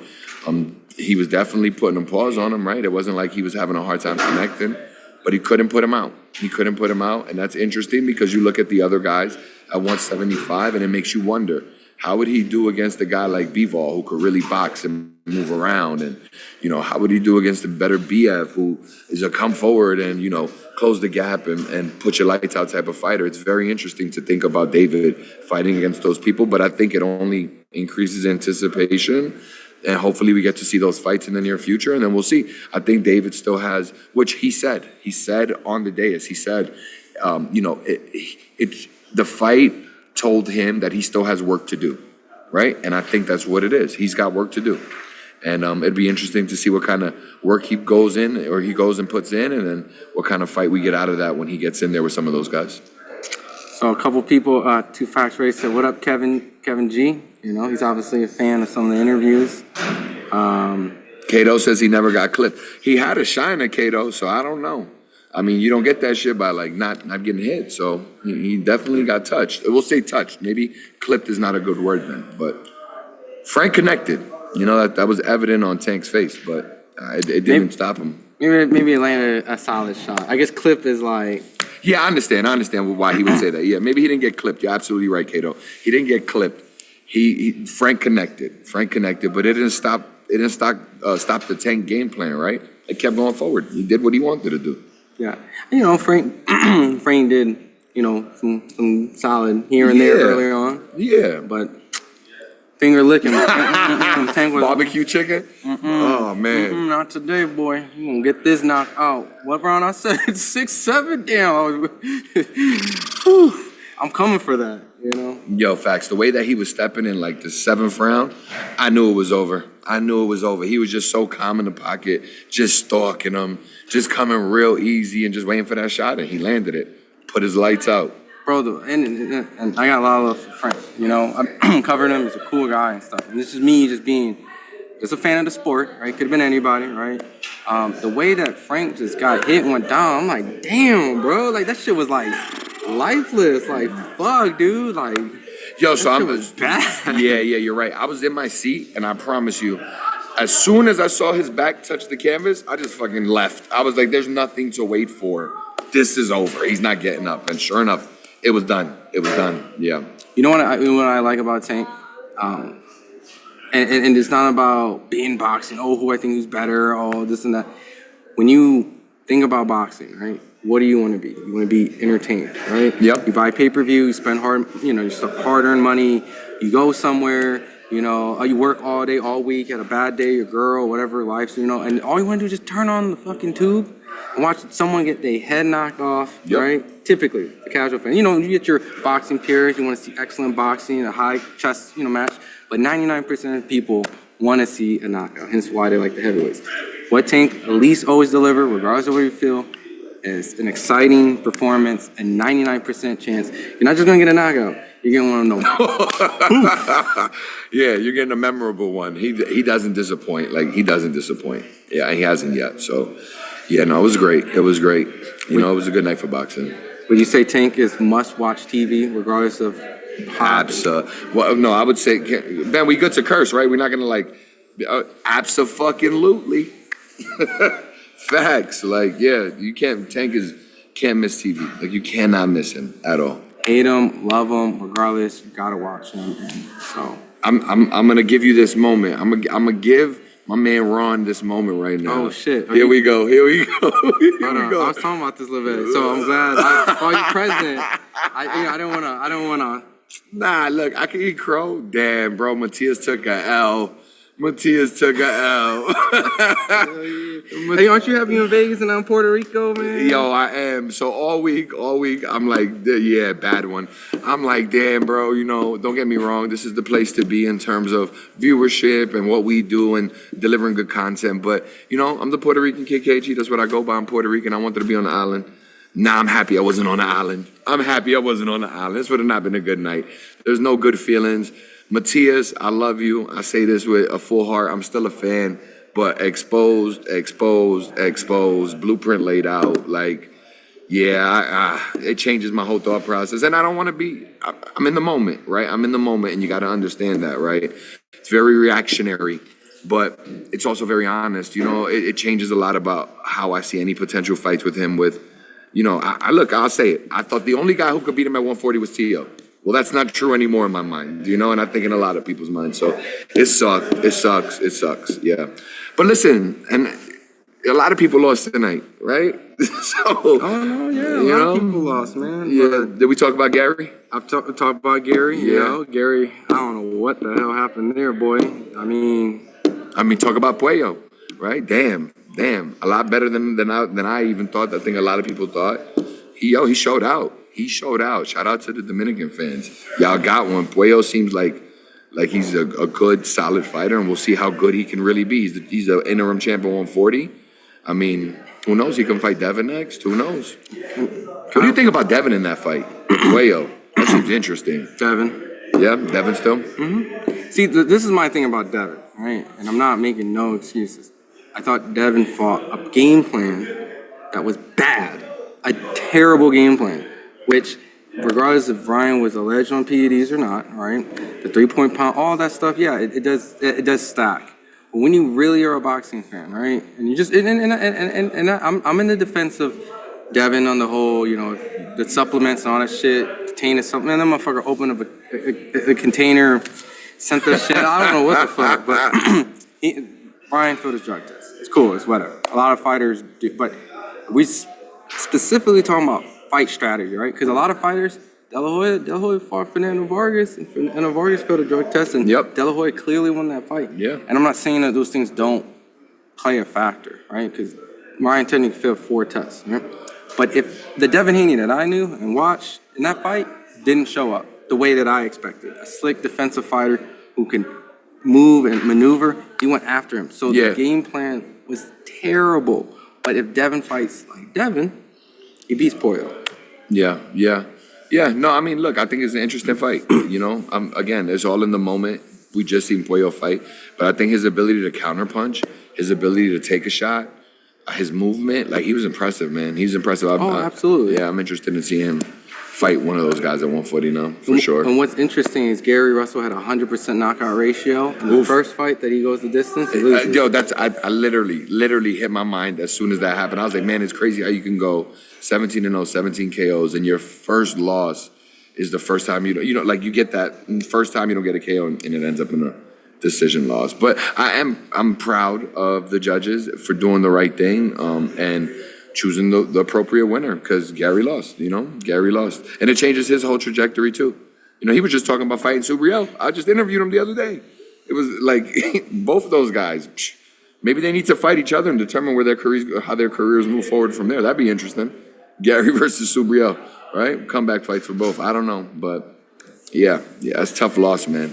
But a lot of inactivity. When's the last time Gary fought? He fought, I think, Bartholomew. How long ago was that, though? In New York? I think a year ago. Yeah. I mean, it's not the longest layoff, but still, maybe the inactivity got to him. I don't know.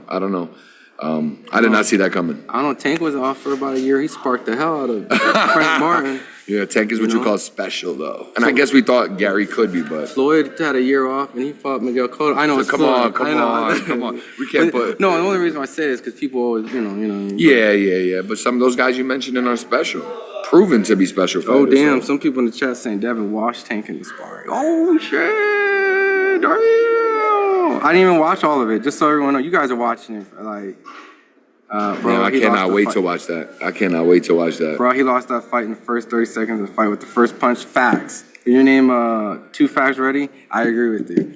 Like, if you go watch the live, I'm like, oh, shit. Man. Oh, shit. But you know what? The reason why I can't say he lost the fight in the first 30 seconds, because there was a moment in time where Ryan was tired, sluggish, going backwards, huffing and puffing. You know, like, I'm not going to sit and make excuses, right? He lost the fight. That's my whole point. I felt that there was moments throughout the fight that if he properly fought intelligently, a.k.a. the Devin Haney way, not I'm going to come and try to knock out Ryan Garcia, I think he would have had a better performance. Absolutely. So it's not that like, the problem started in the first 30 seconds where he needed to I need to get this back. So technically, yeah, but if he was poised and just understand like, fuck it, it's boxing, you get hit and shit, right? Tank, this is where I give Tank a lot of credit, right? Tank's been hit by Rolly. Yep. He's been hit by Ryan. Yep. He's been hit by Mario Barrios. By Frank today. Kept his cool, his composure, his game plan. And never fucking Yeah, he just kept the tank plan in place. He just kept it cool, calm, collected. Facts. So that's the level of what I'm saying. It's like when you fight on the big stage, and you get punched in front of the whole world. How do you What react? do you do? Yeah. I don't think Devin did. No. What he does best in the gym sparring, because I've seen him spar many times. His other fights, you know, what do? That's find out. Tank showed that level of composure. Yep. And I don't know if Shakur's ever been rocked, so I can't really speak on Shakur. I can't even think of a time, honestly. So I'll put that same situation with Shakur. The first time Shakur get rocked, what's he gonna do, right? It's always different. It's always different, you know? Yeah, no, it was interesting. You know, like everything you said, I'd just be repeating and becoming a bit repetitive, so I'll save it, but I'll just say, I never seen Devin step like he did against Ryan.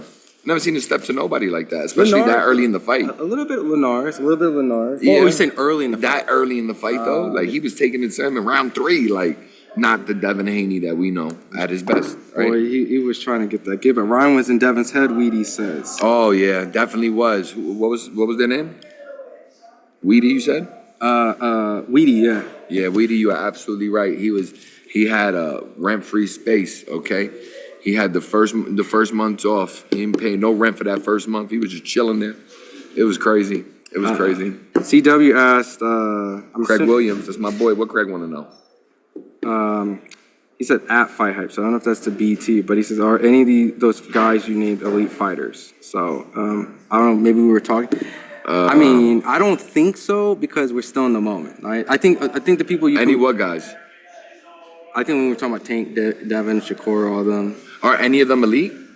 No, I don't think not yet. Yeah. They got room to grow. They're young. A person, and this, you know, I'm a little biased in this, but a person who I feel like is elite, right? Or like Canelo, right? Canelo has proven his eliteness. Yeah. You know, Crawford coming off the, you know, he's entered clearly. Like he just no question. Never had the opportunity with the big name. Spence allowed him to transcend to the casuals, elite. But I think Canelo's elite. I mean, probably Usyk is elite. Anyway. I think Anyway falls into that. But I think Tank is on a bubble of being elite. He's on a bubble, but he needs. They all need to fight each other. Exactly. Like they haven't Crawford went through his era of guys practically. Usyk went through his era and went up and cleaned someone else's era up. That was supposed to be Tyson Fury and Joshua Wilder's era. He cleaned their era up. So that's elite. Technically, Crawford cleaned his era, went up, cleaned his, and now he's trying to go up more. That's technically elite, right? And I get it, the undisputed shit comes together and plays in people's mind, but really, if you think elite is fighting everybody that everyone wants to see you fight. Yep. No belts on line or not, like, Floyd was never undisputed, but he fought everybody and more, and more. You know, that's like De La Hoya fought everybody and more, and more. Bernard Hopkins fought everybody and more, and more. Felix Trinidad fought everyone and more. And even you lose some of those things, you know, but like being elite, it's like, it's so hard to throw that word because before I even covered boxing, the fighters that I was watching were elites. And I started covering boxing. I'm just no shade. It's just time, right? maybe 5 more years from now, then I can start calling a lot of these guys elite. But I'm not in the elite stages of their career. And so I think in 5 years when they're, I'm seeing Shakur Tank 2, and Devin, Ryan 2, and all that shit's coming up, then we can start now saying elites, maybe, because someone will get the better of somebody. Yeah. A lot of those guys. So the one who has kind of the better resume of all of them will be the more elite fighter. Yeah, absolutely. I mean, 140, there's so many matches that you can make and so many matches that we have yet to even see. So it's interesting. Damn, my boy Jeremiah is spamming the hell out of that shit, man. Yo, can you say something positive like Happy Father's Day, man? What Jeremiah talking about? He just said, are y'all gay? Oh, my. What? Oh, my. Yo, Happy Father's Day, man. I got an 8-month-old. Yeah, Happy Father's Day to you, to Ben. Fun. I got 2 dogs. That's all I got, Man, but you whatever. the next one, man. I see what you got over there. You crazy. My boy, I see you on the phone. You trying to Father's Day. Pretend it's Father's Day. Oh, no. Loma has the name, but he's old. He does have the name. He's going to be old and knocked out. Not old, but he's going to get knocked out by Tank. Sturdy. Loma wouldn't be old if homie didn't duck him for a decade. I don't know about duck him. It's subjective, right? Like, did Loma duck him? Did Tank duck him? Look, there's a very small window where they could have maybe matched, quote-unquote, fairness, right? Because they would have been like, Tank's too young. They're bullying Tank. Absolutely. Lomachenko, why are you trying to, blah, blah, blah, blah, right? But now it's like, Loma's too old. Why are you trying to do? There's this tiny window that could have been perfect, but fans would never be happy because they're always going to say, like, imagine if Tank fought Loma back then, he sparked Loma. They're going to say Loma's old then. Yeah. And let's say Loma beat Tank, right? They would have said he's too young. Too young. Right? Absolutely. At any point. And then once he gets to a certain point, then Loma's always old. Yep. So it's 2 narratives, man. They going to fight, and someone getting put to sleep. And that's Vasily Lomachenko. He's getting put to sleep. Yeah, absolutely, bro. Absolutely. But it's going to be a great fight. It will be a great fight. But it'll be a Tank special. He's going to, take 3 rounds, 4 rounds to figure him out, and then start closing the gap, and then put some lights out. My man said, yeah, sorry. No, it's all good, Jeremiah. I read the comments. We read the comments, We ain't about all that. We just some guys talking boxing. You could disagree with our takes, right? It's fair. Happy Father's Day. I'm 87 years old, 2 kids and a wife. Jeremiah, you better not lie to me, man. You better not be an 87-year-old troll, because you're the most OG troll. 87 You invented the word troll. Because you should not be trolling like this, man. You invented trolling. Just watched the full sparring. I think Broner told the truth. Thank goodness for headgear. Okay. Damn, has it been 19 minutes already? That's how long it's been up. IMO went instantly from doink. Say no more. I went to. Okay. For the people who did watch the sparring, what did you guys think? Like, was there truth in there? Did it tell the story? Or... Damn, my boy Leonard didn't even hit a K, man. I'm looking at the views. Show Leonard some love, man. Watch my Leonard Ellerby interview, man. They coming in the morning. He told y'all. They coming in the morning. He told y'all he was gonna cook for him. You got Yellow Beezy? What did Yellow Beezy say? He just talked about Frank, I asked him if he thought Frank, had moments of control, or was it pretty much just Gervonta doing what he wanted to do? And he said, no, Frank looked in control at some points. Obviously, it's tough, it's boxing, that kind of talk, but he showed a lot of support to Frank. Yellow Beezy's a real one. Arrow's a real one. They were out there. They came out to the stage for the post-fight press, and they supported him all the way through. Frank is a real one. Shout out to Frank. He's a class act. He answered every question. He stood in front of the fire after he took a tough loss, and I think he'll be fine. I think Frank still has a lot of good fights in him left at 135 if he chooses to stay there. I think 140 would be a little bit more, could be more treacherous for him. I don't know, but time will tell. But it'll be interesting. I'd like to see Frank Martin in the ring again. Now, real quick, there's another live, and I'm sorry, y'all. It was in the full fight live commentary one because we were doing the post. I'm gonna get to y'all because I don't want y'all to feel like y'all been ignored, right? Because y'all been rocking in here. Yeah, I know. Reporting from Jersey, Dallas. What's up, Dallas? Troy, Mansa Musa. Let's talk to Mansa Musa. I gotta highlight Mansa Musa. Oh, no offense, but who's these clowns? This ain't FightHype. I remember Tank was surpassed. Well, Mansa Musa, buy a ticket at a fight. I'll be happy to talk boxing with you, bro. You know what I mean? At the end of the day, the clowns on FightHype are the interviews that you watch. You just don't see the faces. So there you go, Mansa Musa. But shout out to you, man. I appreciate you giving us a view, showing love, right? Technically, you are in love because you've been in here for a long time, right? In the live, hopefully not too long. But Big Buddy, shout out to Big Buddy, Joshua, Red Hilton Skeleton Gang, Francisco. He can't. Francisco says he can't match the Mayweather. He has to beat the 50-0. Romello, Pete. Let's see, bro is about to knock out the reporter. I don't know what happened there. He don't have a lisp. He talks like that from a retainer. He got a lisp like Mike Tyson. Pete. Damn, he predicted and delivered. Shakur and Tank. I need a new lineup. Forget the rematches. I agree. Man, to be honest, Tank looked like Devin, Big Brother in there. So y'all watched the sparring. I ain't watched the whole sparring tape yet. Not the whole sparring tape. Tank looked like Devin, Big Brother in there. And it was tough to watch because when you see the sparring, this is the fight with Frank, it made me realize we honestly just saw Devin. We just saw Devin and Shakur. Really? So you're thinking just by the Frank Martin fight, that's how you feel? I mean, that's how he would have to fight them. He would have to go at them. Tank ain't going to box Devin, ain't he? He's not going to box Shakur. I mean, has Shakur got enough to keep him off of him? I mean, Shakur's got great distance control. But, you know, Tank is going to do what Tank does. I mean, I don't know how that fight plays out. Honestly, I'm just like, well, I would hope most people would. Look, you all make your own decisions. But for me, I think that's a hard fight to call, right? You just don't know until you see it. But, you know, can Tank do the Tank thing and close the distance and do his calculations and find that shot? That'd be interesting. Is Shakur going to keep him at bay the whole time? I don't know. Will it be a boring-ass fight? I don't know. Will it be exciting? I don't know. We got to see it. We got to see it. Two facts ready says, but how y'all feel about Tank's 7-fight deal? Who y'all think the 7 is? What's 6 now? How many? Yeah, 6 left. Shakur. Yep. Lomachenko. Tio. Devin. Tio. That's Ryan cap. again. That's Ryan cap. again.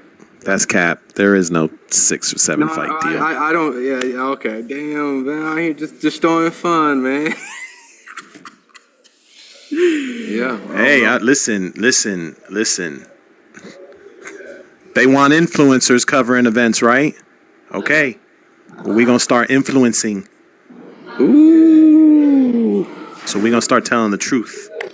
Okay. And nothing but the truth.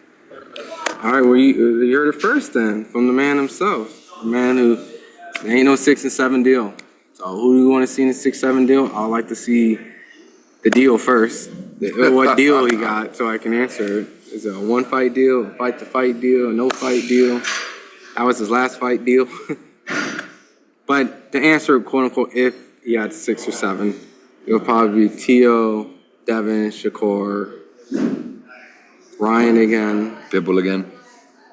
Pitbull again? Yeah, fans want to see that. I think it'll be a way bigger victory margin. I don't think he really wants that again. I think he said it today.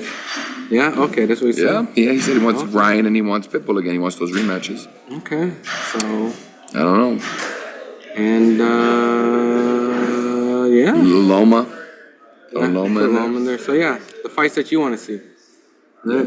Those are them. But there's no 6 and 7 deal. So been capped on. You've been lied on. Pew pew. Dang, how you know though? What if his next fights are the names? Well, he was saying that it was capped as in the deal isn't real. There's no 6-7 fight deal. Yeah. Well, it was interesting. Deal with who? Who gave him a deal? Amazon? I guess the assumption, Ben, would be PBC, but that's not accurate then, huh? Well, you would do a deal with a network, not a promoter. Oh, okay, I see what you're saying. Well, I mean, right. In this case, it would be a network because it was a network fighter. Correct. So who's giving him the deal? It's not Amazon. Amazon's not spending any money for these fights. So who's the deal with? I mean, maybe you're right. Maybe he did, maybe it's with PBC or whatever, but that's not the company is not guaranteeing money like that at all. So it's just a nice way of, he probably re-signed. He probably re-signed with Heyman or PBC or whatever for the next 6 or 7 fights. And there may be a promise of, you'll get, we'll get you this, we'll get you that. But it's not the same, trying to compare it to what Showtime did with Floyd. It's not the same thing. It's like apples and oranges, I guess, is what I'm getting at. Unless it's turkey a la chic, man, we'll find out tomorrow. Unless it's turkey a la chic, it very well could be. But the way, you guys were asking him questions about Turkey, and he didn't sound like he was getting any money from Turkey. Nah, he don't believe in Turkey. No. He don't believe in His Excellency. If you promise, I sent something in over there. I don't know what been done with it, but right there, it's after that. It's one of those videos right there. I think it's the one where he put up, about the Shakur video, the one where he's like not want to talk about Shakur. Yeah, it's up. Yeah, in that video, he opens up with, I'm pretty sure, Turkey talk. I think it's that one. Dang, why he shut down the Shakur question? What was asked? One of our old friends was pressing him. Hey, yo, real quick. Apparently I was told that ain't the real Cat Williams. That is not the real. You didn't see, I seen him yesterday. And I forget who I was walking with. I was like, yo, bro, that's the Timu Cat Williams. His cornrow started in the middle of his head. Like, if he would have took his hat off, his cornrow started right about here. It was crazy. But, yeah, that was the bootleg Cat Williams. But, yeah, he got, like, I got to give Tank a lot of credit. That was the bootleg cat? Do I need to change the title? Yeah, that's the Timu Cat Williams. Timu Cat Williams. I'll put it in quotes. Yeah, definitely the bootleg cat. It's doing views, too. Yeah, because I want to see what Cat Williams said. Timu Cat Williams. I'm out here. Wish. Hey, he did his job. Yeah, he got you. Oh, yeah, he got me. Because I was like, I seen the video go up, and I'm like, where the hell was Cat Williams? Hey, yo, someone said that's Cap Williams. Yeah, Cap Williams. There you go. Thank you for the caption. Cap Williams. That's Pat Williams. That's Matt Williams. Keep going. Oh, man. They called him Catfish Williams. Catfish Williams? Oh, yeah, that's wild. Hey, I'll take the L. I looked at my phone. I said, oh, shit, I forgot. I got this Cat Williams thing. Yup. Yo, shout out to Ezekiel Elliott. Go Giants. He want to give us a reaction. It's all good. All good. He smelled the Giants fan in me. That's what it was. I try to get... Dallas not doing too hot right now. I understand. I try to get Rod Wave. He's quiet, too. He's very, he don't want to talk. They say he's an emotional rapper. So very emotional. So he emotionally walked out. Your dude won the fight, man. Why are you emotionally walking out? That's the first rapper to leave a fight emotionally sad when their fighter won in history. I don't know. My man just blinked. All them people, all them Rod Wave fans was sad today. Rod Wave blinked. Shout out Kenyon Martin, by the way. He gave us a good reaction. Appreciate you, K. Martin. Yo, Ryan Garcia was getting lit, boy. I'm going to keep it 100. His eyes was red. The boy was having a good time. Hey, I didn't get the footage, but apparently Caleb Plant, Ryan crossed paths. Yeah, they threw a beer. I seen, I don't know if you know this, Ben, I'm sure you were busy working it, but when I got the Caleb reaction up, I followed him for a while because he looked like he was trying to find somebody. I was like, is he trying to find Ryan or something? But I gave up on it because it looked like he was just trying to leave. He was not in the mood. He was in the mood. Zach Levine, man, Stevie, you and these athletes, man. I got everything I could get. Everything that was in my path. Listen, at least they were who they were. At least it was the real DeMar DeRozan. You know what I'm saying? Yo, shout out to DeMar. Go ahead, what? But then my Cat Williams outperformed you. Oh, go ahead, let's see. I don't even know what to do with the Cat Williams shit. Dude, I feel terrible about that. Now, I thought it was him, too. Nah, those other ones is doing well. Just put Cat Williams imposter. Yeah, definitely imposter. Cat Williams. I just put cat in quotes. Okay. I mean, I could. There's so many ways you can go with it. Have fun with it, man. Let me see that Jim Lampley call him L. Williams. Okay. Jim gave a good breakdown. Put in there. Put in reporter got tricked. Shout out your Denny Zoo guys. Yo, no, but for real though, shout out to all. Reporter got catfish. Got Cat Williams fished. Cat Williams fished. Seriously. No, yeah, but there's for- probably some other stuff I could pull out and make different vids with and stuff, but I'm beat. I bet, man. I'm beat. I will, your Jermell Charlo reaction, Kevin, I will probably sit on, obviously, because we have a Jermell Charlo reaction, but I know he also gave an update on, I mean, sort of, not really, but he did respond to when he's coming back. So I'll probably drop that in the morning with that type of title. Just FYI. Thank you. Appreciate that. Yeah. But real quick though, shout out all the athletes like DeMar DeRozan, Zach LaVine, Stack that actually came out, answered some questions. I mean, you know, some of y'all blew us off, but y'all was here to watch the fight. Listen, man, the fans want to know your opinion. Don't forget that. Ezekiel Elliott. Oh, my man, Jeremiah, man, you put it in there one time, brother. He wanted. Listen, like, should I even answer that right there? Look, man. I think it's I think Jeremiah. I think Mike is old, and I think Jake is Jake. It's good for entertainment. And that's like I don't know what else.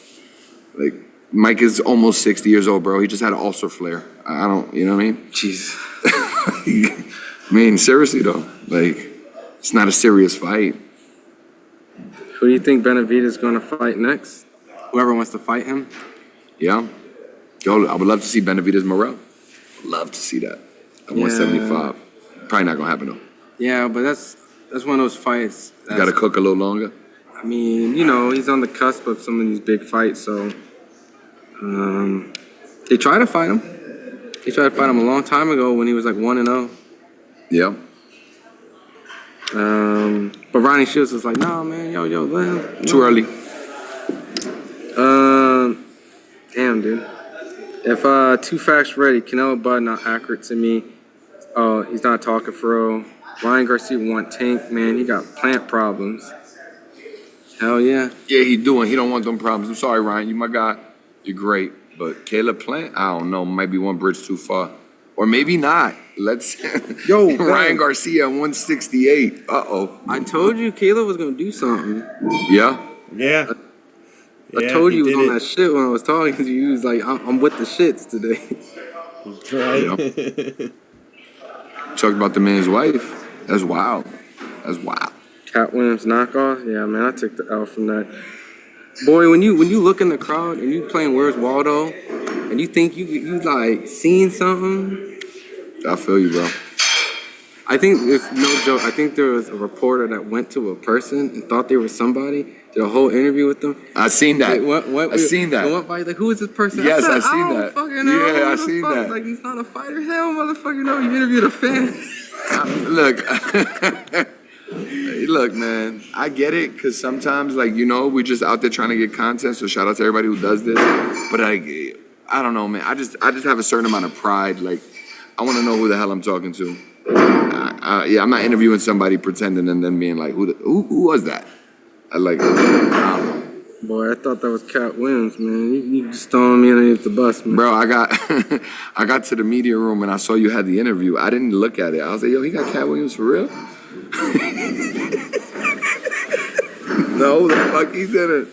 No, the fuck he didn't. And I bet you, yo, real quick, I bet you were sick for a second. He was doing, yeah, I was sick for a second. I was like, how the hell did I miss Cat Williams? Like, what the fuck was I doing? Oh, he was not. Video. Bro, it was not there, bro. He was not there. Cat Williams was there.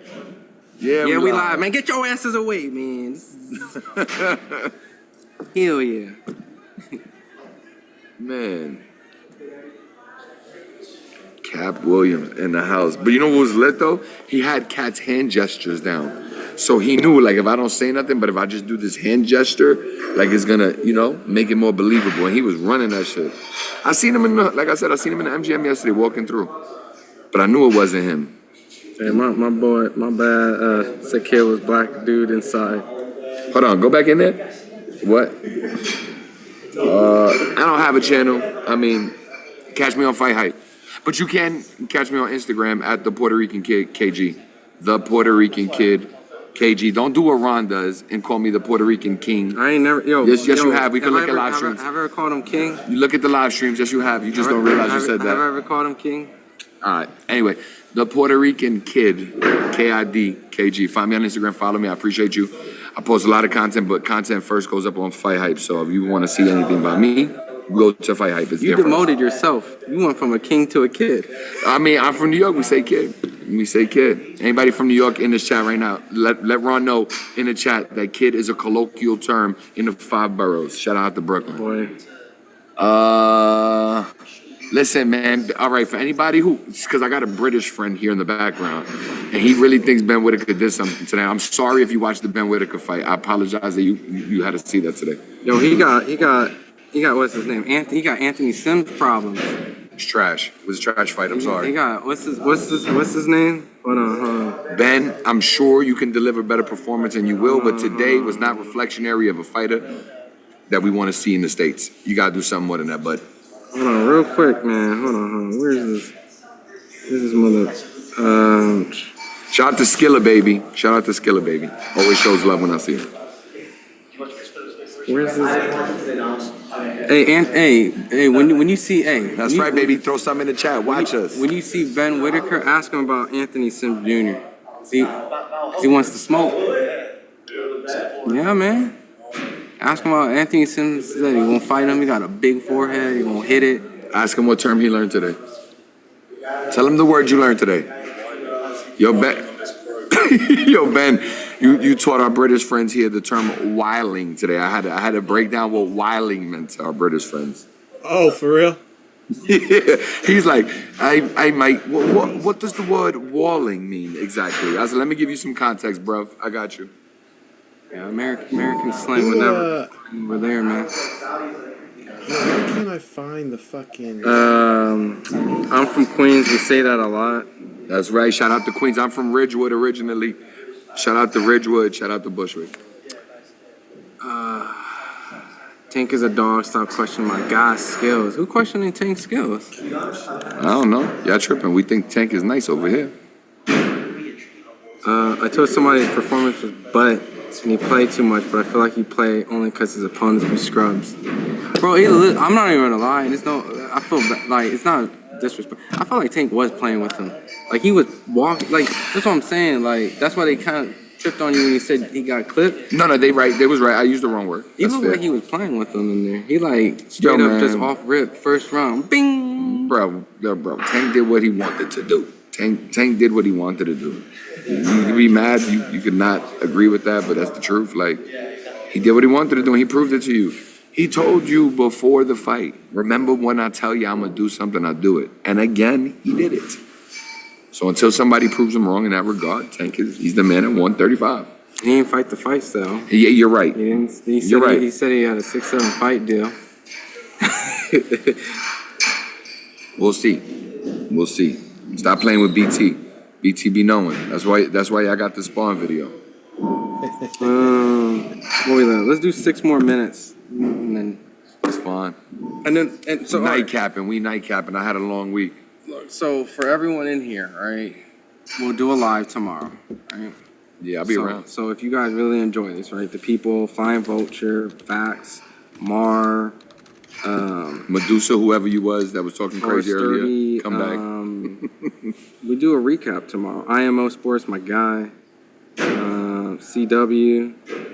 You put CW for a reason, and you gave his government name out. Let me see. Hold on. No, what I'm saying.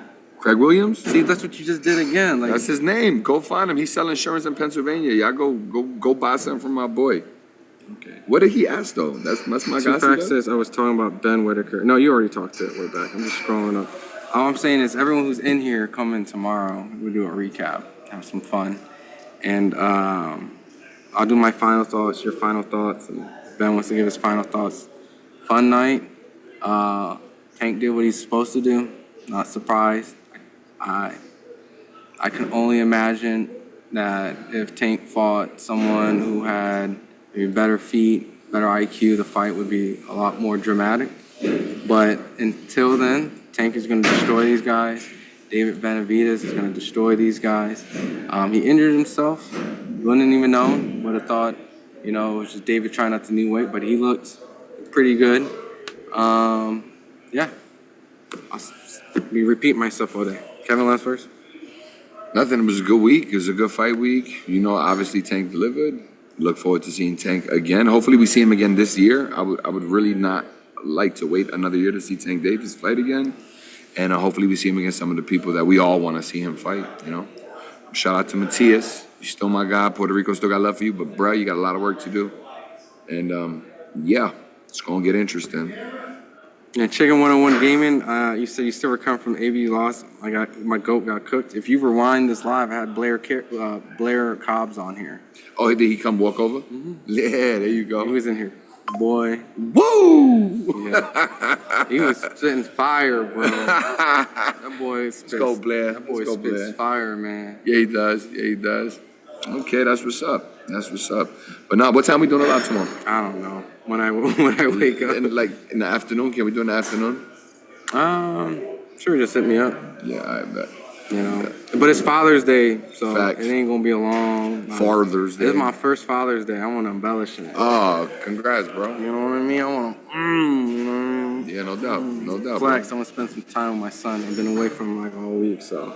There you go. Ben, did you want to say anything, or are you just silent assassin? Go watch the sparring tape. Go watch the sparring. Right. Only can be seen on where? FightHype. That's a fact. FightHype. It's a fact. FightHype exclusive. But I appreciate all you guys. I mean, I just want to once again acknowledge the last couple. Is David Canelo ever going to happen? Hopefully. Probably not. My guy Bushwick in the building, Bay Bridge, what they know about Knickerbocker. Shout out to Knickerbocker. Shout out to Blue City on Knickerbocker and Myrtle. If you 30 or over, you know what time it is. And then your boy C-Dub says, yo, Floyd petty as hell. It makes sense why Tank had so many excuses not to fight Devin. And then 2 facts says, AB pissed me off on my B-day. It's over for him. R30, good platform, guys. Like I said, be a lot of lives, a lot more lives. I promised I was going to go live this week, but man, when you cover fight week and it's over and it's late, you don't want to do shit. So sorry I couldn't deliver a little bit more, but it'll be lives this week. I'll pick it up. Get Kevin on here. Well, appreciate Ben for blessing us with the platform, right? Without BT and FightHype, we wouldn't be talking and covering these fights with these credentials. So he's the man with the plan, and we just come and hopefully we deliver. Yeah, and I just want to say shout out to BT. This actually makes 1 year. 1 year I've been with FightHype. We've done 17 events, bro. 17 events in 1 year. Done a lot, covered a lot, learned a lot, still learning a lot. Obviously, I've been a fight fan. I mean, going back to, first fights that I remember, probably 2000, 2001. So about 23 years of watching boxing. But working in boxing has been a blessing, and I appreciate BT and Ron and everybody that I work with at FightHype. I've learned a lot in a short year, and I covered 17 fucking events. It's been a whirlwind. I look forward to doing even more over the next year. Yeah, right? 17 events, Ben. That's average 1 a month. Yeah, bro. Well, it's more more than one a month. But technically, yeah, yeah. That's a lot. Yes. You had to tell Rolly today. Yeah, I'm not the new guy. Yeah, yo, Rolly, you my guy. Don't ever call me the new guy, Rolly. I done did 17 events. I fall back, Rolly. But you're new to him. But you ain't never covered a Rolly event? Nah. And he go to the big fights. So facts. if you go to the big fights, he'll know you. Facts, So he knows you now. Facts. Shout out to Rolly. He showed a lot of love yesterday. Shout out to Rolly. All right, this is where we end it. This is where we dramatically play the music of just knockout. So shout out to Tank. Did his thing. I ain't got nothing negative. Huh? Another scene of C-Dub says something. No, he didn't. It's a real trash.